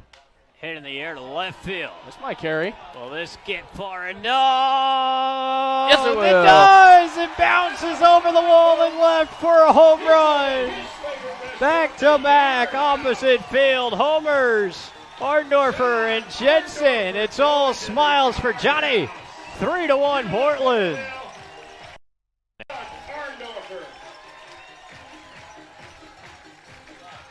Did that go off the glove of Holcroft? It might have. It's hard to tell from up here, but man, yeah, I mean, that ball kind of hit straight up in the air from the get-go, but the ball gets up there, you never know what it'll do. And off the left-handed swing, Arndorfer just kind of kept tailing towards the foul pole there and carried just enough. Brooke Knight out to talk to his pitcher, Watson.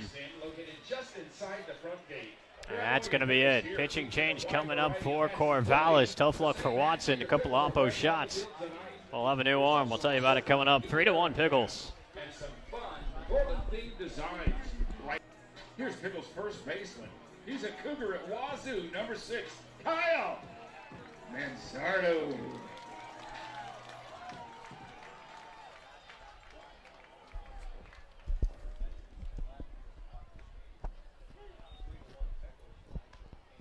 Well, after back-to-back opposite field home runs for the Pickles, the latter of which bouncing off the glove of Jake Holcroft and over the fence. Pitching change for the Corvallis Knights. Trace Hawkinen comes in to relieve Watson and quickly gets 2 strikes here on Kyle Manzardo. Strike 1, strike 2 on the foul ball. And Hawkinen on 0-2. Manzardo hits it in the air, deep to right field, and it is 3 home runs in a row for the Portland Pickles. Kyle Manzardo on an 0-2 pitch leaves the yard, this time to right. Portland leading 4-1, 3 in a row.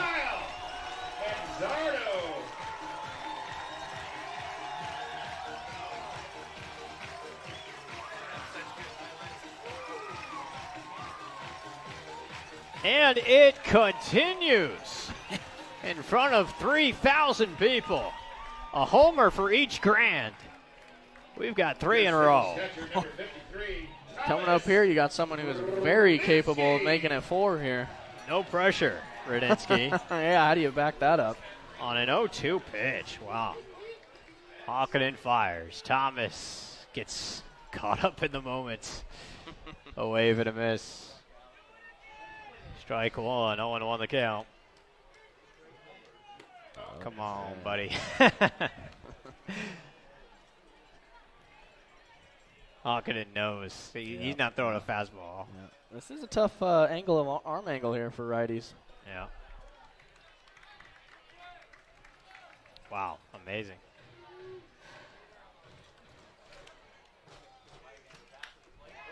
This one is hammered into left field. A base hit for Radinsky on a 1-2 pitch. Hawkinen just too hittable with 2 strikes. Yep.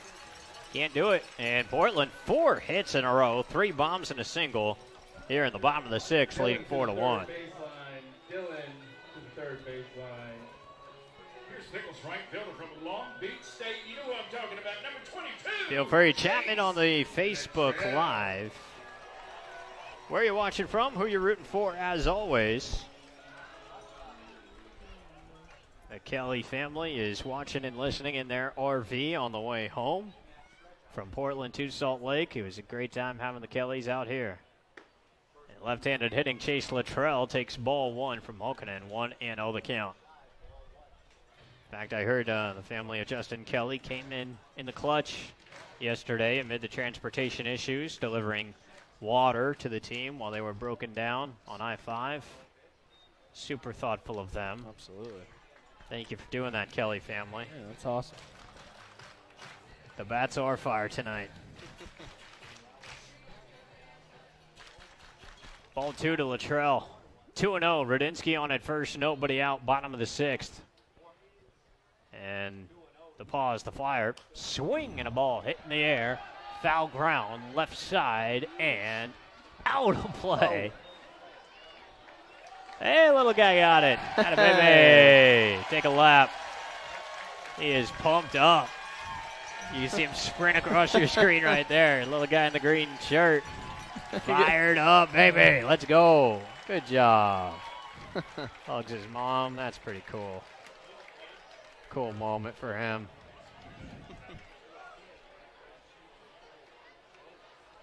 Move to first. Thomas back in safely, barely.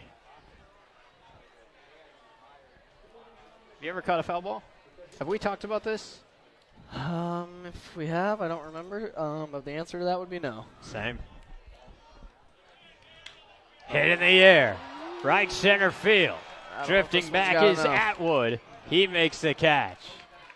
And fires back into the infield. Radinsky back to first. Ball gets away, but it's backed up by Moeller. Every time we have a minor pop-up now, I'm just going to assume it's going to go out of the park.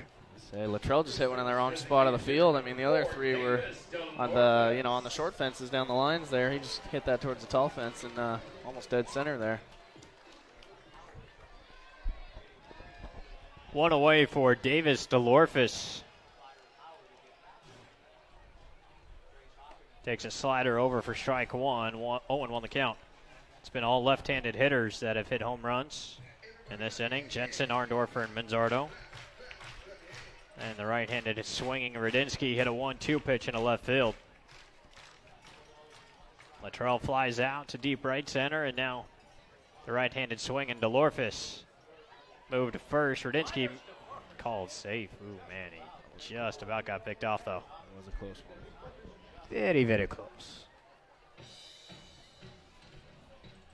There was a point last year where we started calling Davis DeLorfice, right? Is that a thing? Are we going to leave that in 2018? Yeah, I'll leave that in 2018. There's a strike to Davis DeLorphis. 0-2 the count now to Double D. Going to be in player at University of Washington coming up in the fall after starring at Orange Coast College. The 0-2 misses. Back pick. This time Radinsky has to be out, right?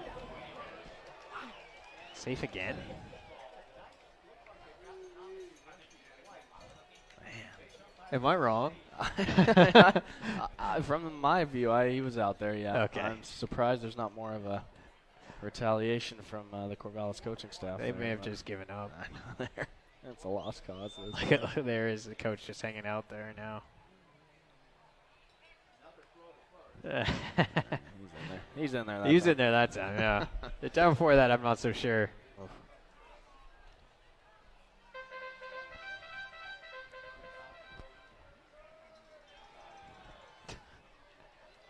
Big lead again. The 1-2. Swing and a miss, strike 3 for out number 2. With Radinsky still on at first. DeLorphis now 1 for 3. Say, that slider out of the The arm there is it's kind of tough. It doesn't really like loop out of his arm at all. It comes out pretty straight and then just starts roaring off the off that right side of the plate there. So I can understand why these righties are kind of waving at it when it's way out of the zone there. Even watching the replay on the broadcast on Facebook, that thing has some whip.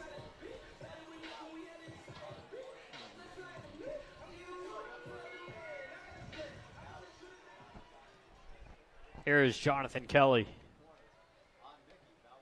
Takes the first pitch in there for a strike one, 0-1 the count.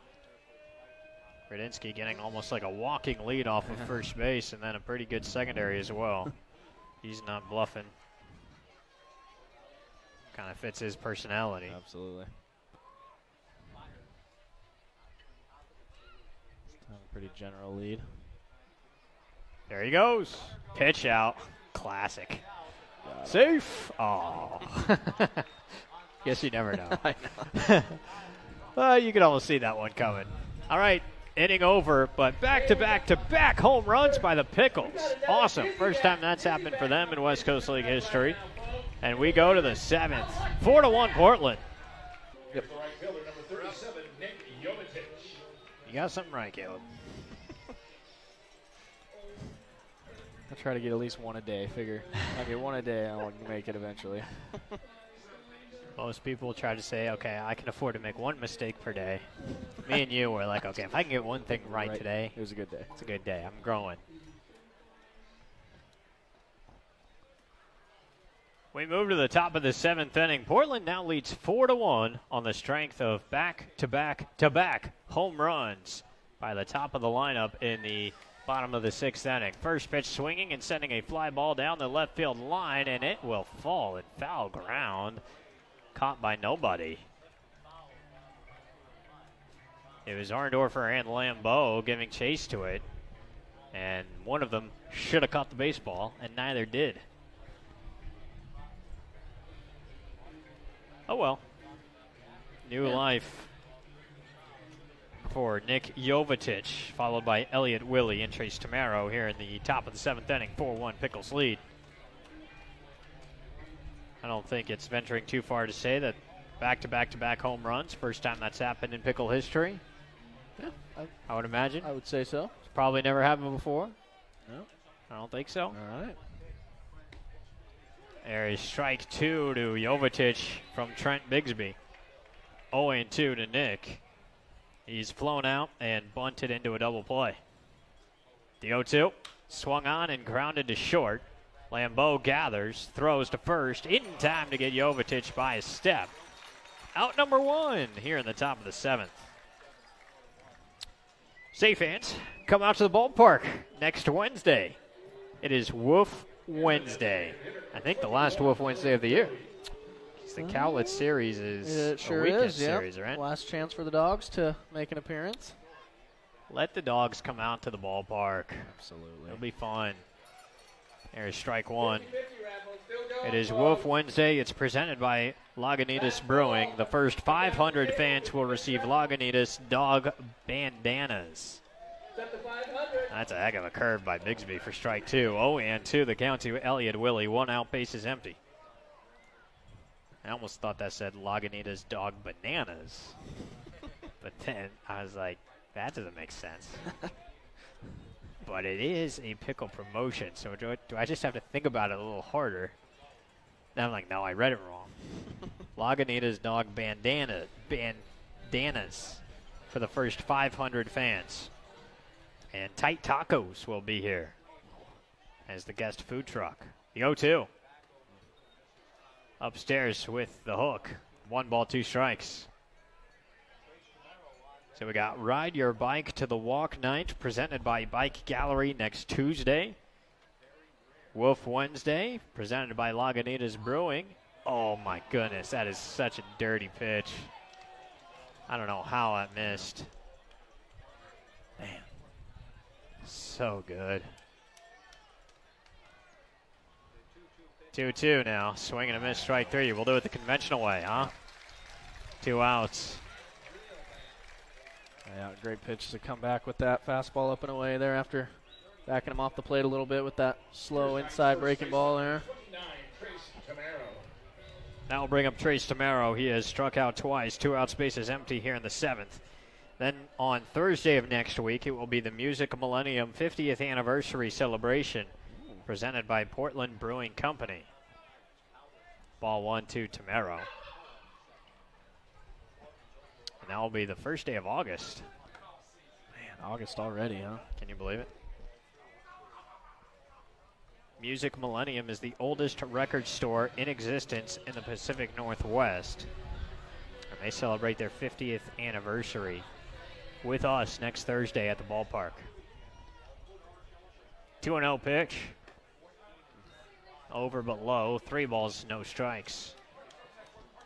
Speaking of the last things in existence, when I was in Bend for the All-Star weekend, you could call it, the 2 days, stopped by the Blockbuster, last Blockbuster in the world. That's right. Bend, Oregon. Wow. Yeah. Got myself a nice little sticker for my water bottle and I threw on there. Dude. Commemorate the trip. Way to go. Man, That's a heck of a pitch on 3-1, and that is called ball 4. So the zone continues to move around tonight. 2-out walk for Trace Tamaro. Here's the second baseman, number 2, Jake Harvey.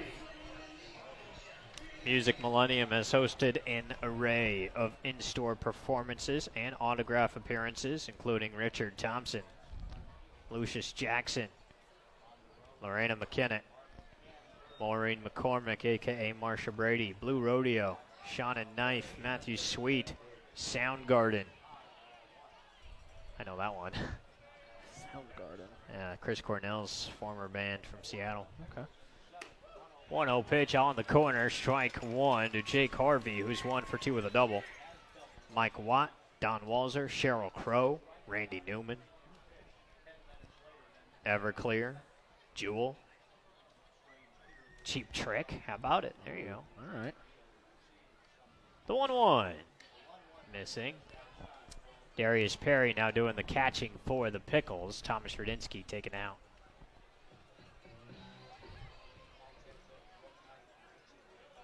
Two balls, 1 strike to Harvey.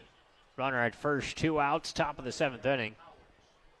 Move to first. Little half-hearted throw back.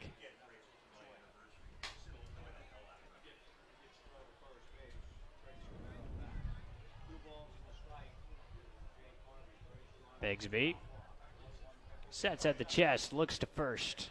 Now kicks, fires. Taken outside for ball 3, 3-1. Perry bluffs a back pick to first.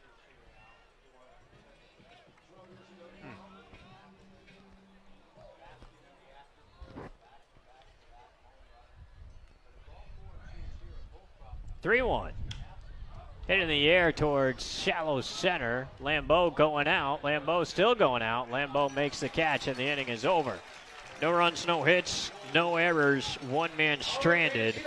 And we will stretch at Walker Stadium in front of 3,000 faithful. Bottom of the 7th coming up. 4-1, Portland Pickles. Jonathan Kelly.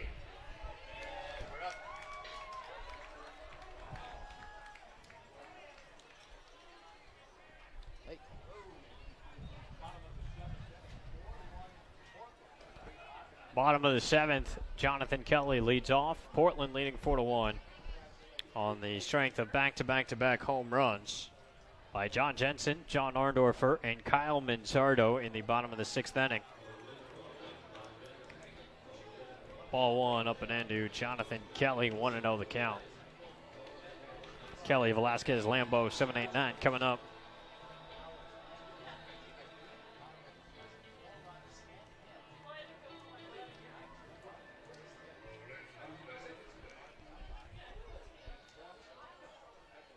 The 1-0.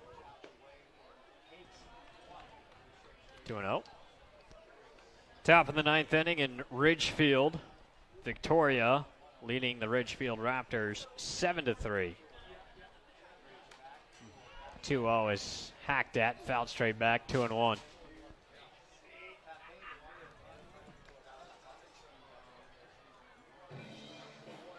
Victoria right now leading the North Division second half by a game over Wenatchee.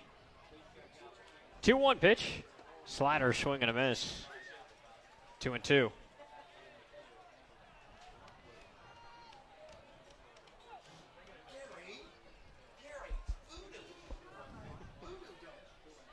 2-2. Another slider hitting the air, foul ground right side. It will get out of play.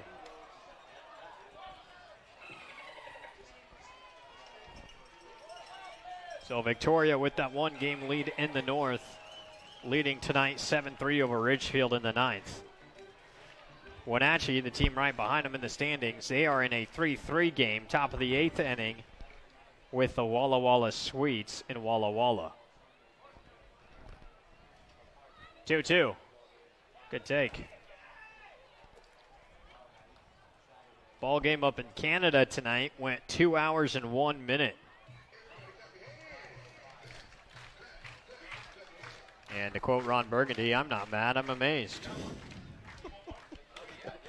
This one hits softly towards center, get down ball. Nope. Taking it away is Atwood coming in to make the catch. Out number one. 2 hours and 1 minute. Think we'll ever have a game that long? Short, I guess? I don't know. I don't even think that's possible. Yeah. Kelowna beat Yakima Valley 2-0 in that game that just went 2 hours, 1 minute. Yeah, these two of those series are pretty important for Portland, the two Victoria and Ridgefield and Wenatchee and Walla Walla, because it's a North team versus a South team. And, as we've mentioned before, if Corvallis was to win the league again, it would go to overall record for who would be that second playoff seed from the second half. And, obviously the Pickles have some ground to gain over the other teams in the South Division, so anytime a North team can defeat a South team and the Pickles can win, they'll gain a game on both those teams. So huge to Victoria's in the lead, and hopefully Wenatchee can pull ahead as well. Kyle Velasquez spoils a 1-1 pitch. Strike two, 1 ball and 2 strikes. To Kyle, he grounded into a double play that brought home a run back in the second inning. And he's grounded out to short, now strikes out swinging, and there's 2 outs. 2 strikeouts now for Hawkinen. From LMU number 7, Alex Lambeau. 2 out bases empty for the 9-hole, Alex Lambeau. What was he, the great-grandnephew of Curly Lambeau? The grandnephew? I believe so. Something like that. If Yeah. Alex's father is watching, you can clarify that for us. But there is a relation. And just like his tough great-granduncle, Alex will wear that one on down to the frozen tundra of Green Bay. Hit by the pitch.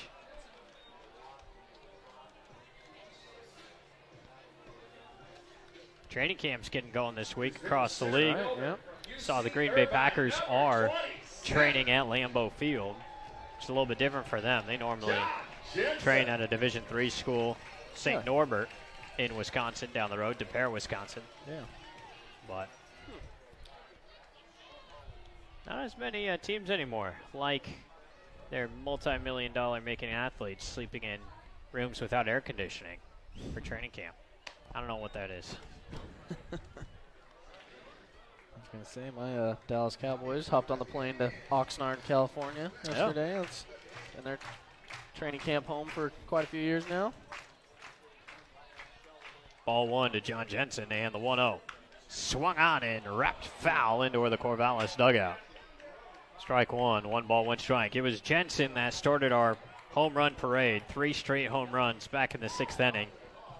His opposite field shot that carried over the left center field wall was pretty impressive. And it broke a 1-1 tie at the time to make it 2-1. The 1-1. And this is hit on a line to right field. That's down for a base hit. Around second goes Lambeau, into third standing up. And there's runners on the corners. Another hit for John Jensen. He's 2 for 4 with his home run. And it's first and third with 2 outs for the Pickles here in the 7th. That was a great base running there by Lambeau. I mean, he read his outfield, saw that the right fielder was playing fairly deep, and right away that once that line driver hit, he knew he was going to get down. And took off full sprint, and he was rounding it heading to third the whole time. So great job there by Lambeau, and a good piece of hitting by Jensen.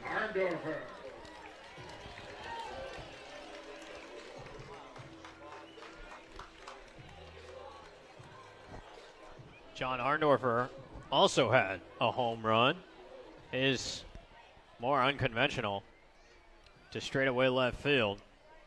And Holcroft, the left fielder, gave chase all the way to the fence, and as he collided with the wall, the ball contacted Holcroft's glove and went over the fence into the picnic table seating area for a home run. That made it 3-1. As there's ball one to Arndorfer, 1-0. Yeah, the Pickles are in a good spot as they stand right now. I mean, obviously Jensen left-handed, got a base hit. The left-handers are seeing this pitcher much better than the right-handers are. They don't have to deal with that slider breaking away from him. It's breaking into him, much easier to see. And obviously Arndorfer up now, Manzardo on deck, so a good RBI chance for both of those two. It was Arndorfer's first home run of the summer that he hit his last time up. Jensen now with 3 and Manzardo with 2. Kyle is on deck. 2 outs here in the 7th, 1st and 3rd as Portland looks for insurance. Leading 4-1. Hawkinen moves to first, and diving back in safely is Jensen.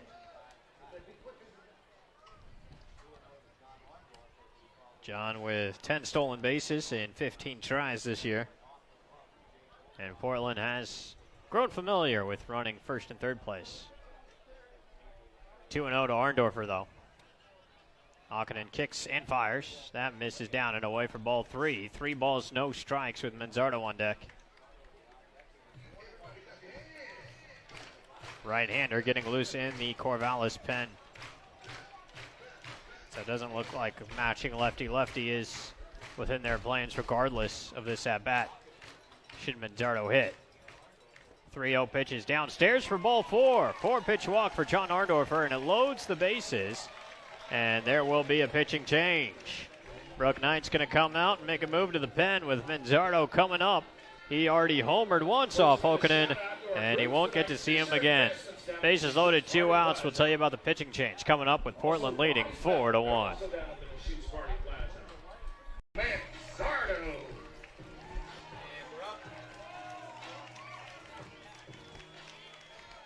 Sean Fichetti is the new arm, a right-hander on the mound for Corvallis. He inherits a bases-loaded 2-out scenario. Right-hander dealing to Kyle Manzardo, who takes outside ball 1. 1-0 the count. Lambeau on at third, Jensen at second, Arndorfer at first. 2 outs, bottom of the 7th. Pickles leading the Knights 4-1 in the series finale between these two teams. 1-0 to Kyle. The pitch down low. Ball 2 from Fichetti. 2-0 with nowhere to put him. This inning started 2 outs, bases empty, but a hit by pitch followed by a single and a walk has loaded it up for Manzo. He homered his last time. The 2-0 is taken at the knees for strike 1. 2 balls and 1 strike. Kyle was the finale of a trio of homers in the 6th. His 2nd home run of the season. Now a chance to put Portland firmly in front. Fichetti sets and his 2-1 is down low for ball 3. 3-1 to Kyle Manzardo.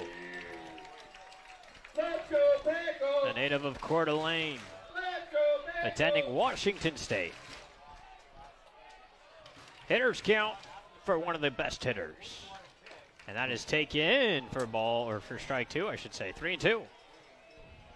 Fichetti gets one back to climb back into the AB and force an action pitch here. The runners will be moving with the pitch to home plate with 2 outs and a full count. And the pitch. Swung on and grounded to second. Harvey collects, throws to first. That's in time for the out. And the inning is over.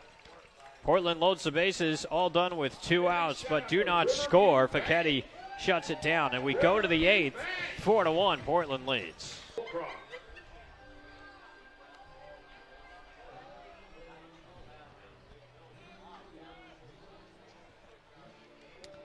New arm for the Portland Pickles, making his last appearance of the summer, is Christian Schifatelli. I don't know where he's going on vacation, but he's going on vacation somewhere after this. That had to have pained you to say, because it definitely pained me to hear. Pains me to say. I spilled my water saying it. So Christian, wanting to finish on a high note, delivers to Jake Holcroft, who tries to push a bunt down the third baseline, but he does so foul. Strike 1, 0-1. Jake Holcroft, Andy Atwood, Brooks Lee, top of the lineup for Corvallis, coming up here in their penultimate chance to tie or take the lead. Portland leading 4-1 on the strength of back-to-back-to-back bombs in the 6th. That was fun. I kind of have myself to thank, though, if we're being honest, for that trio of homers. The 0-1 pitch, Holcroft trying to bunt again, taking low. 1-1. Did I not say it was going to be something small? You did, yep. That would win this game for either side. Right after I said that, 3 straight home runs. You really have to scratch and claw one across. You just said, no, watch this. Oh, man. Swing and a miss from Holcroft. Strike 2. 1 ball, 2 strikes. Jake walked and scored Corvallis' only run in the first inning. Great job by Pickle pitching, I got to say. After allowing that first run with nobody out. In the first inning, they've kept Corvallis off the board, have only allowed 3 hits on the day as Holcroft spoils it foul. Still 1-2. But, I mean, Corvallis had a 1-0 lead before an out was even recorded. And since then, you know, knock on wood here, of course, but 21 straight outs without another run. It's kept Portland in control. Shipatelli trying to keep it that way on the 1-2. Kicks and fires. Swing and a spoiled foul again by Holcroft. Tell you what, Jake does well with his close stance, protecting that outer part of the plate. It's hard to strike him out. He does. Sorry. You got a donut there, Gannon. No. You know what's funny is I'm actually going to get ice cream with my family after this. 1-2 misses for ball 2. 2 balls and 2 strikes.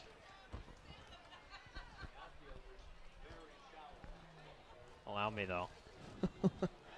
Just to get a whiff. Admire it. Oh, man. Oh, gosh, that's good. That's the stuff. The 2-2. Hit in the air, foul. It's going to be just zoomed in as can be. See what it looks like. Oh, yeah, that looks awesome. That's a donut right there, folks. I'm sorry.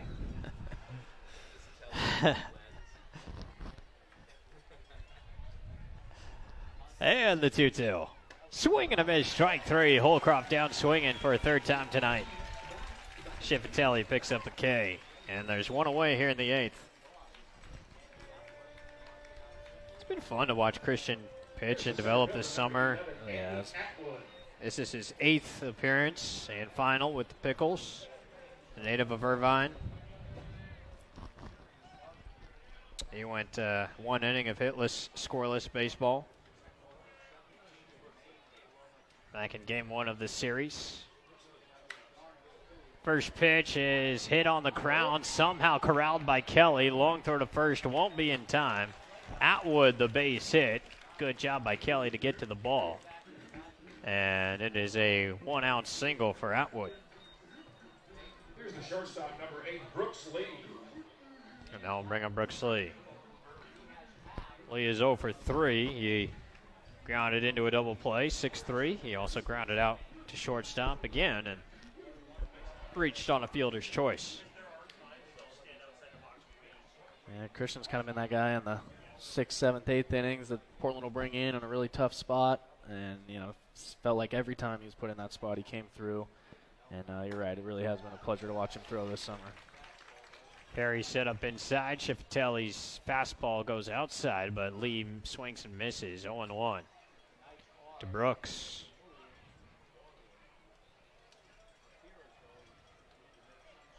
Christian on 0-1, kicks and fires. Lee takes off the plate. 1-1.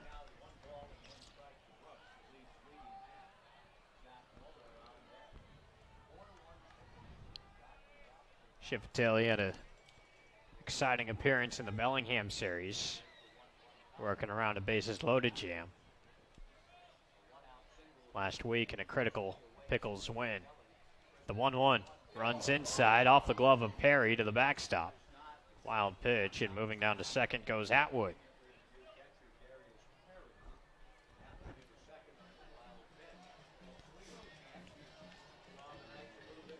This game not over yet. Of course, Corvallis not exactly accustomed to losing. Yep. 7 losses all year in 37 games. 30-7. Yeah, they'll keep fighting until Portland gets that 27th out. So. Swing and a miss, strike 2 from Brooks Lee, 2-2.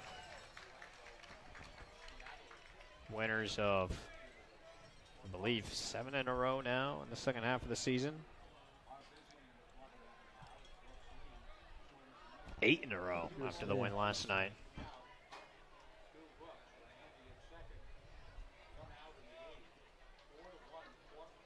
Two balls, 2 strikes. Schifatelli and Lee locked in a battle. Christian will go back to U of O coming up this fall with Coach Waz in his first year. 2-2. Schifatelli kicks, fires, runs inside a little high as Lee jackknifes ball 3, 3-2.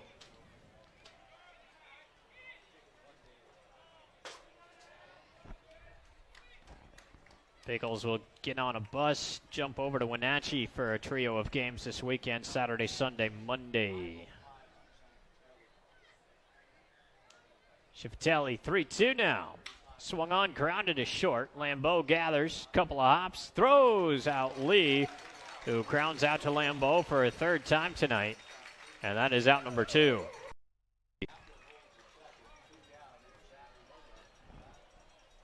Out of 6-3 on the Brooks Lee line. 2 outs here in the 8th, and that will bring up the cleanup man, Zach Moeller. He is 1 for 3 with a double back in the 4th inning.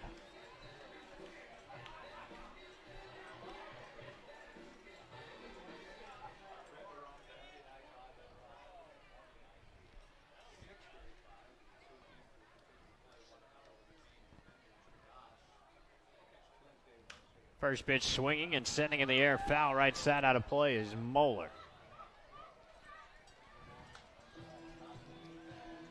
Mentioned it before, but next week, Tuesday, Wednesday, Thursday, 7:05 first pitches for all of them.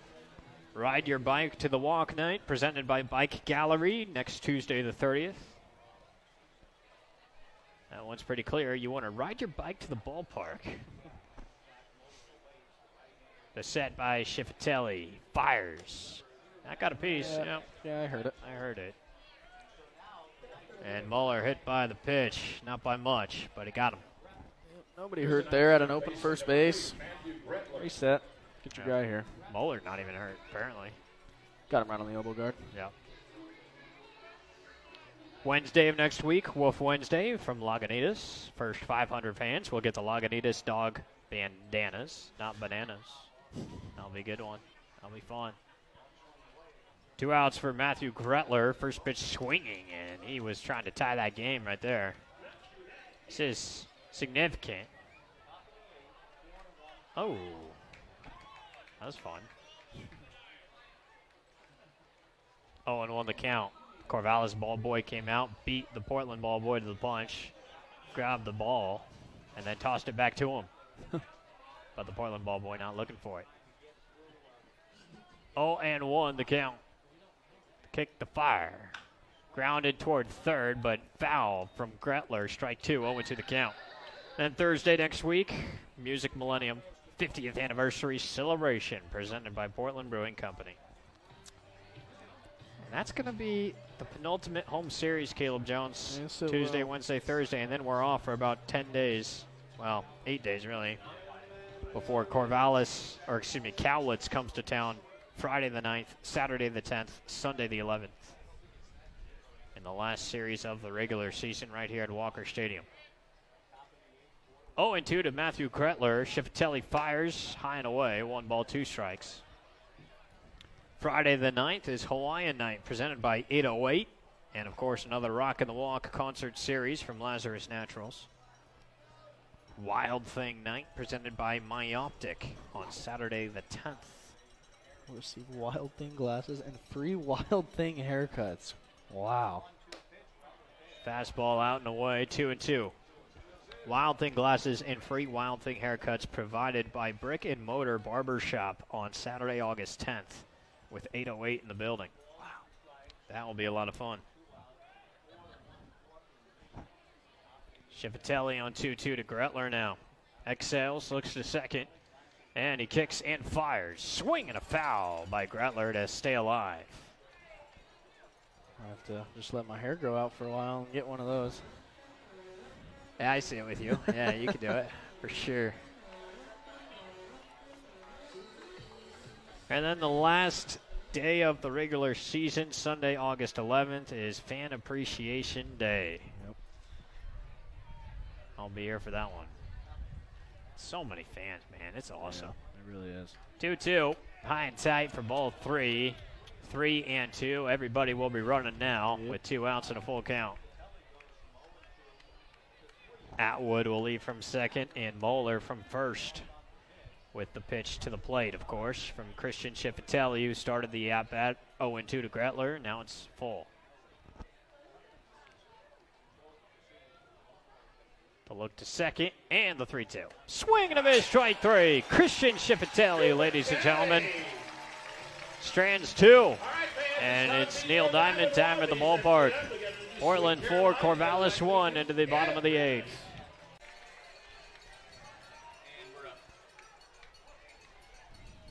Darius Perry will lead things off for the good guys in the bottom of the 8th, and he takes strike 1, 0-1 the count.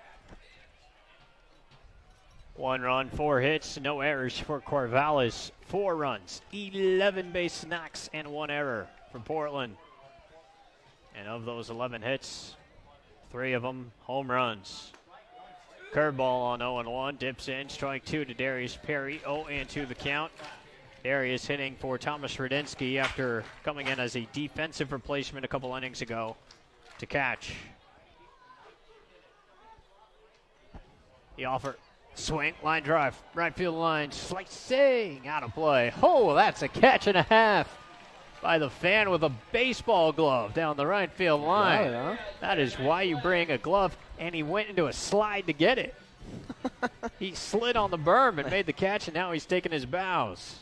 You don't got to be on the field to make a web jam, apparently. Oh, gosh, that's cool, man, right there. The offer, curveball in there, strike 3. Yeah, there you go. It's a good Nice pitch there. pitch from Facchetti. Got Perry looking, 1 gone. Let's go, Pickles! Let's go, Pickles! 1 out, base is empty in the 8th for Chase Luttrell. Singled and scored in the 2nd. He's also grounded into a double play and flown out to center. Thank you for the clarification, Schifatelli family. Their family vacation is going to be to see family in Italy. Oh. So you know what? I'll let Christian go for that. Yeah. That's pretty cool. That's a good reason. My follow-up question, can I come with you? I don't know if I'm related to anybody in Italy. Hey, there you go. Michael, our new ball boy tonight with the pinstripe pants and everything, makes a sliding play. It's the game within the game, ladies and gentlemen. Yeah. Strike 1 to Luttrell. The 0-1 in there for strike 2 from Facchetti. No balls and 2 strikes.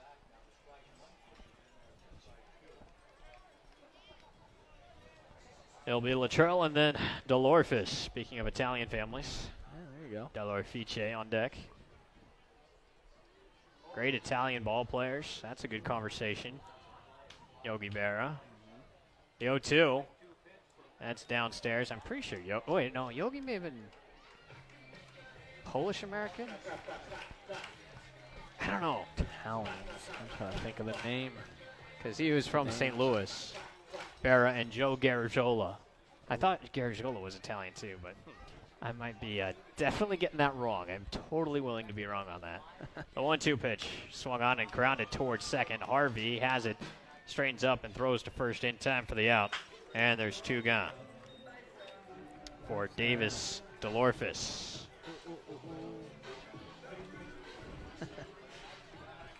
Got my family in the house. It's always a lot of fun. Oh, yeah. Have your family ever come to a game? Yeah, my mom, grandma, and sister were here for the 4th of July Future game. Ah, nice. Yep. That's cool. Yeah.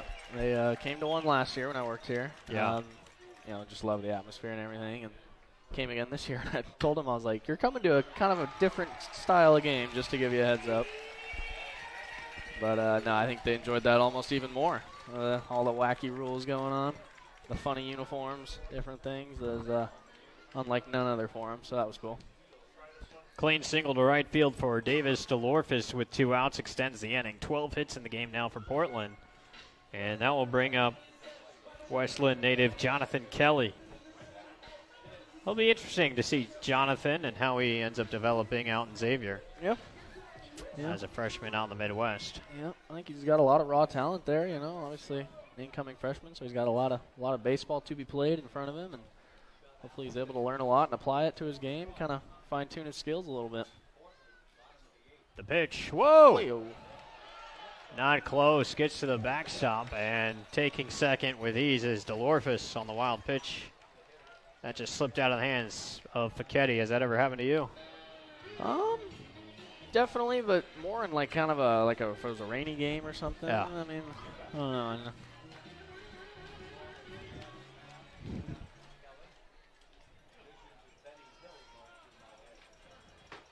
But not if it's dry with nothing going on. Yeah, not that I can ever remember at least, or maybe I just try to forget about those pitches. There's a strike. 1 ball, 1 strike. Here.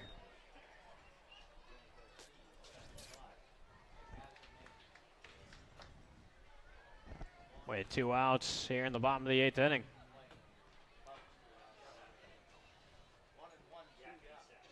Facchetti looks and fires. And that one slips out of his hand again and gets to third.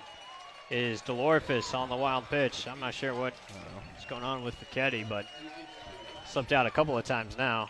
Yeah. Yeah. Corvallis coach is not happy with the mic check right before the pitch there. That is true. Yeah. He is taking a couple steps out of the dugout, looking right in our direction. Yeah. Sorry about that. Not my fault. Yeah. I didn't do it. Yeah. But trying to get the wave going here, too. Kind of half-hearted. Is it going the wrong direction now? No, I think it's just kind of. Oh, nope, yep. It's a wave accident right there. Kind of just hit or miss, people raising their arms in the air. Yeah. 2-1 now from Facchetti to Kelly. The pitch skips in, and somehow with a backhand staying in front is Moeller. Ball 3-1 the count to Jonathan, who's 1 for 3, singled back in the 2nd inning. Struck out and also softly lined out to center field as last time. We're 2 outs deep into the bottom of the 8th inning. Portland leading 4-1. Trying to get the better of Corvallis in the last regular season meeting between the two rivals. And the 3-1 pitch. Outside low, ball 4. Kelly will take his walk with 2 outs. Now put first and third now for Portland. And for the 2nd straight inning, Pickles trying to mount a rally with 2 outs, bases empty. Here's Pickles, second baseman, headed to St. We'll have a meeting here of some sort, it looks like. Yep. Yes, we will. Have a brief meeting. And the entire infield is going to come in for this one. Appreciate everyone chiming in on the Facebook Live. Hey. We've got confirmation that Yogi Berra was Italian. Bang! Hey. What do we say? One thing right a day. One thing right a day, and we're it's good. that one, yeah. And we're good. People saying hi to Tim Palmer. Hey, Tim. I love Facebook Live, man. This was a good call. Very interactive. We haven't done a trivia question in a while. We haven't. You know, do we have a good one for? We always try and kind of theme it. Yeah. Let's see. What kind of theme do we have tonight? Bobblehead giveaway. Tonight was a bobblehead giveaway. Yeah. Really? Yeah. Do you have any bobbleheads at home? I do. I have an Allen Iverson one that I got when I was a kid. How are you a Absolutely loved Sixers it. fan? Because Allen Iverson. I just Oh, grew okay. up and liked him. Yeah. That's fair. And then I have a Rysel Iglesias one that I got when I went to a Reds game. And I think that's it. Here's Kyle Velasquez after the pitching timeout, taking ball 1, 1-0 the count. I had 2 Allen Iverson posters in my room when I was growing up. My brother was a big Iverson fan. Yeah. In fact, and he's as pasty white as they come. But he got dreadlocks, or not dreadlocks, cornrows. Cornrows, no way. One time. Man, I never went that far. I think my dad was scared I was gonna get cornrows and tats and start wearing arm sleeves and stuff. But no, man, I just fell in love with him from a young age and kind of just ran with it. The answer, man. The answer. The 1-1.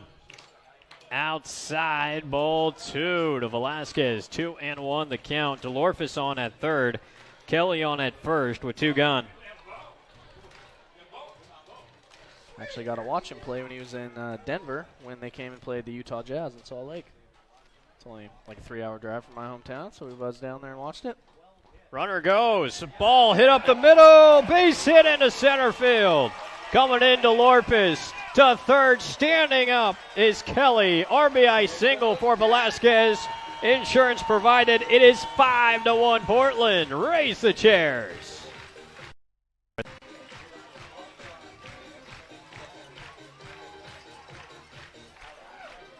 Yeah, big knock there for Velasquez. Had a great weekend in Ridgefield, and then kind of these first 2 games he hadn't been able to notch a hit yet, but there he comes through in a big moment to extend the lead, and any insurance run you can get against a team like Corvallis is very, very crucial in late innings. The guy from France, Bruno Mars.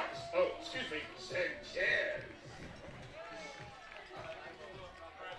Big RBI knock by Velasquez. Continues the inning for Portland, now leading 5-1 with runners on the corners and still 2 outs for Alex Lambeau. And the first offer missing low. Ball 1. And once again, Caleb, true to theme, this all started with 2 outs, bases empty.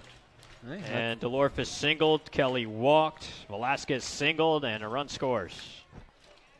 Hey, the formula's worked for the Pickles. I mean, why not change? Why change it, I guess? Pretty good lead at first base from Velasquez. And Facchetti kicks and fires. Swing and a foul to the screen. Strike 1, 1 ball and 1 strike. Been a fun series. Always a fun series with Portland Corvallis. It never fails. Yep. You really can always kind of just feel the tension of the rivalry that's kind of starting to build over this last year and a half-ish. It's I think these teams have a lot of good games coming in the future as well. Runners on the corners, 2 gone, a run already home. And a 1-1 count. Facchetti looks in, kicks and fires. Outside ball 2, 2-1. Lambeau was hit by a pitch his last time.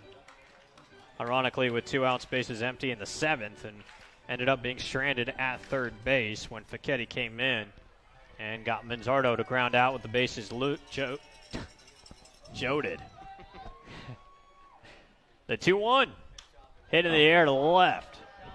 Looks like Brooks Lee is going out and coming in Holcroft. Holcroft will, no, it's Lee to make the catch in shallow left field. Brooks Lee, the shortstop, taking charge in the end. Holcroft loses a hat and has nothing to show for it. And that's the way the bottom of the 8th comes to an end. But a run does score on the knock by Velasquez. Portland takes a 5-1 lead into the 9th.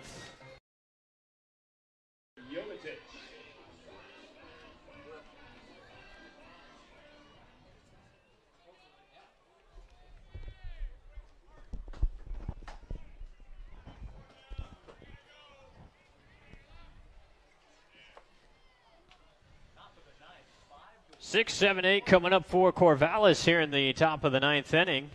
And leading off will be Nick Jovetic, followed by Elliot Willie and Trace Tamaro. Still Schifatelli looks like out there. Yes, it is. The 1-0 delivery. That is in there for a strike. 1 ball and 1 strike. Schifatelli going for the 6-out save in his last appearance of the summer. That'd be a good little way to finish. Yeah, man. Get to Italy on a high note. Here's a 1-1. Hit off the fist, foul to the screen, strike 2, 1 ball and 2 strikes.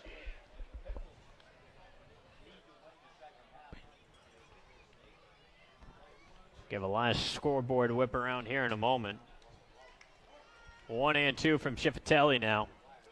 And the Irvine native, Oregon Duck, kicks and fires. Swing and a ball. Wrapped foul to stay alive. Everything else is final. Victoria beat Ridgefield 7-3. Wenatchee comes back with a couple of runs late to beat Walla Walla 5-3. So they keep pace with Victoria in the North race. Kelowna zooms past Yakima Valley in a game that took 2 hours. 2-0, the final up in Canada. And tonight's the last one left. The 1-2. Downstairs, gets away from Perry. No harm, no foul. 2-2. And of course here, it is a 5-1 score. Just like I mentioned, those two Northern Conference teams knocking off the two Southern Conference teams. So a win here from Portland, they'd gain a game on both Ridgefield and Walla Walla in the overall standings for the season, which could come into play if Corvallis was to win the second half as well as the first. Entirely possible, by the way. Yeah. 2-2, swing and a foul tip off of Darius Perry. That may have gotten a piece of Perry's mask. And home plate umpire going to take some time to allow Darius to recover. Two non-league series as well going on. Everett Merchants beat Cowlitz Black Bears 5-4 up in Longview on the campus of Lower Columbia College. And the Port Angeles Lefties beat the Redmond Dudes 14-10. That reminds me, we've had our fair share of bus problems. Talking to Justin Barkus before the game, the manager of the Pickles, you're due for about one transportation issue every year. I would think so, yeah. And for the Pickles, it was last night. And ultimately wasn't too big of a deal as the 2-2 misses for ball three. Or too big of a deal, I should say. There you go. Thank you. Yep. I'm here all night. Yep. Not really. Good job. You saved yourself there. Do I earn half the donut with that one? Please. 3-2 from Schifatelli to Jovetic, and Christian exhales, kicks and fires. Swing and a miss. Strike three. One away here in the ninth. Schifatelli picks up the strikeout. It is his third of the relief outing. In relief of Trent Bigsby. So one out, base is empty for the designated hitter, Elliott Willie, who's 0 for 3. Pickles trying to snap Corvallis' 8-game win streak. Easier said than done, but you're 2 outs from doing so here in the ninth. Portland leading 5-1, and the first offer is a steer hike on the outside corner. 0-1 to Willie. Christian making his final appearance of the summer, trying to make the most of it. Willie is flown out, grounded out, and struck out tonight. 1 out, base is clear, and the 0-1 is on the corner. Strike two, 0-2 from the Italian right-hander. Man, Schifatelli just looks calm and collected right now. Knows he has the lead. He's pitching like he has the lead, getting ahead of hitters, pounding the zone, hitting his spots. He looks great right now. He looks in, wants to be good and smart and competitive on 0-2. He's all that because it's a fastball just off the plate. Heck of a pitch on 0-2. Great pitch, and Perry did all he could to try to steal that strike there, man. Excellent pitch there. 1-2 from Schifatelli to Willie. Christian has what he wants. Winds, kicks, fires. Swing and a miss. Strike three. 4 strikeouts for Schifatelli. 2 outs here in the ninth. Rack up another K out there. 14, Riley Knight. That is the 11th of the game for Portland pitching.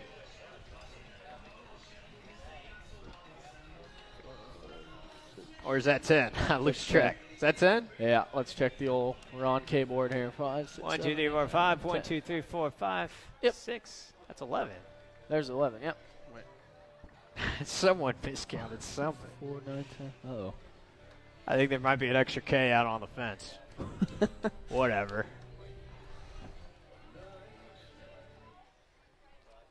When you have 3,000 to the park, you can do what you want. Yeah, yeah. No, not anything, but within reason. 3,000's trimmed down to about 26, 25 now as fans have started to clear out the berm areas a little bit. Strike one to pinch hitter. Briley Knight is hitting for Trace Tamaro with 2 outs here in the ninth. And the 0-1. Knight checks his swing. Did he go? Oh, boy. Worth a check with there. No? No. Really? Okay. No? Nope. No. Huh? Ah. Or, You got to do it, Yeah, though. worth Man. a We've shot had at so least. many checks. yeah, you never know what's coming. Yeah. 1-1. Schifatelli winds and delivers. Outside corner, strike two to Briley Knight. And Portland one strike away from victory on a Friday evening. Yeah, Knight didn't like that one, but he hasn't been in the box much this series, so he doesn't really know that that's available as it has been most this whole game at least, and really the whole series. Schifatelli on 1-2, fires, swing, and a foul straight back out of play. And we'll do it again. Jerry Rice and Ned Schneebly in the house. Jerry finally made it? Jerry finally made it Awesome. during training camp. Love it. We should just get a pop-up of both of them in here anyway, right? The 1-2 on its way. Swing and a miss. Strike three. Go on vacation, Christian. You earned it. Strikes out the side of the ninth and finishes with 6 strikeouts in relief. The Portland Pickles win it 5-1 over the Corvallis Knights and snap their 8-game win streak. Pickles back in the win column. Picks are hot on a Friday at Walker Stadium in front of $3,000. Yeah, I mean, clearly Corvallis a very tough team to beat as is, but you look at how this series kind of played out. This win's particularly impressive for Portland, just the way they lost those first 2 games. The first one, long extra inning game, missed a couple opportunities, especially in a series they really needed to win, and then to turn around, go to Corvallis the next day, deal with the bus troubles, lose a 1-run game there, and then to bounce back on this third and final game and steal a win in this series is absolutely huge.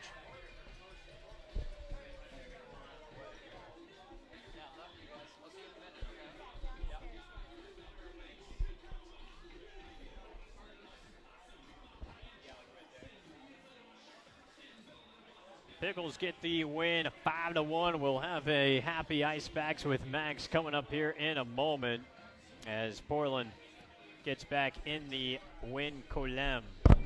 Ouch. He'll have to go this way a little bit, right? Yeah, because he'll stand right here. Yep. There you go. Nice. How do I look? Good? Do I look good? Yeah, thank you. Beautiful. The Everything is Awesome Lego Mania theme music playing on cue. Pickles win it 5-1. 13 base hits, including the back-to-back-to-back home runs in the 6th inning. They'll put this one away and get Portland back in the W column right when they needed it most. Right on cue. Good stuff from the Pickles. Oh, yeah. Gotta love it. All right, Max. Ice Bags with Max and another victorious edition of the show that is sweeping the nation. Sweeping the nation, that's Yeah, right. Ice Bags Fix with that Max. thing right there. There you Love go. that, as always, man. How about it? 5-1, and you get the back-to-back-to-back home runs. We'll get into that in a moment, but big picture, how's it feel to get back in the win column? Well, that's a big win for us. Keeps us within striking distance. Stranger things have happened. We're going to just continue to play good baseball. Yeah, and it's highlighted, of course, bottom of the 6th inning. You got your top of the order coming up with Jensen and Arndorfer and Manzardo. And all left-handed hitters, and the first 2 go opposite field home runs. Jensen's was impressive. He got that up in the jet stream, and it rode on out of here. Arndorfer's a little less contact, and it got a nice hop. Did that go off the outfielder's glove? No, it just sneaked over the fence. Oh. The one that Jenny hit was a fastball, was elevated, and he did a real good job of not trying to lift that thing. We've been working real hard at keeping our barrel ball level and letting it elevate itself, and he did. He hammered that ball. And Jenny just got a lot of backspin, enough to carry out in the short porch, right? And then Manzardo drove that ball. Right. A 2-strike knock, too. Yeah. Yeah. Yeah. Are you impressed with that 2-strike approach by him? No, nothing he does it surprises me. He's Right. a really good baseball player. Yeah, I mean, he's been just so smooth and consistent all year long. Yeah, he comes from the same area as Billy Buckner. Coeur d'Alene? Yeah, he's in that area there, and he reminds me a little bit of Billy Buckner. I got to see Buckner play. The guy just steady and really a good baseball player. The late Billy Buckner. The late Billy recently Buckner. passed away, and for all his his iconic World Series moments, that guy was a hell of a hitter. Great player, and just one bad time. Yeah, really. At the wrong time, too, Yeah, right? absolutely. But have you ever been part of a game with back-to-back home runs? Once before. Really? 1999. Who with who? With Centaurus High School. No kidding. In a state championship game. Yeah. Back to back to back. 3 of them. In the state title? State title game. Yeah. Did you win? Yeah, we did. Okay, I'm so open. Back to back to win. It was a summer one, but it was a big one, and we were yeah, I've been there one time. But it's never happened in a pickle uniform, right? Never. I mean, that's probably the first time it's ever happened. That was pretty exciting. I know the crowd went crazy. So did we. How about this crowd, man? 3,000 people show up for this one tonight. It's a record for Walker Stadium. I'm telling you, they're loud. They're knowledgeable, and they enjoy the game. And like I say, every time I come here, we feed off it. Gotta ask you about whatever happened there in that, was it the 6th inning? Or no, the 5th inning maybe? We have the 9-hole hitter at the plate, and Harvey, he seems to strike out, and then Brooke Knight, the head coach of Corvallis, comes out, and we have some ambiguous stuff happening for about 10 minutes.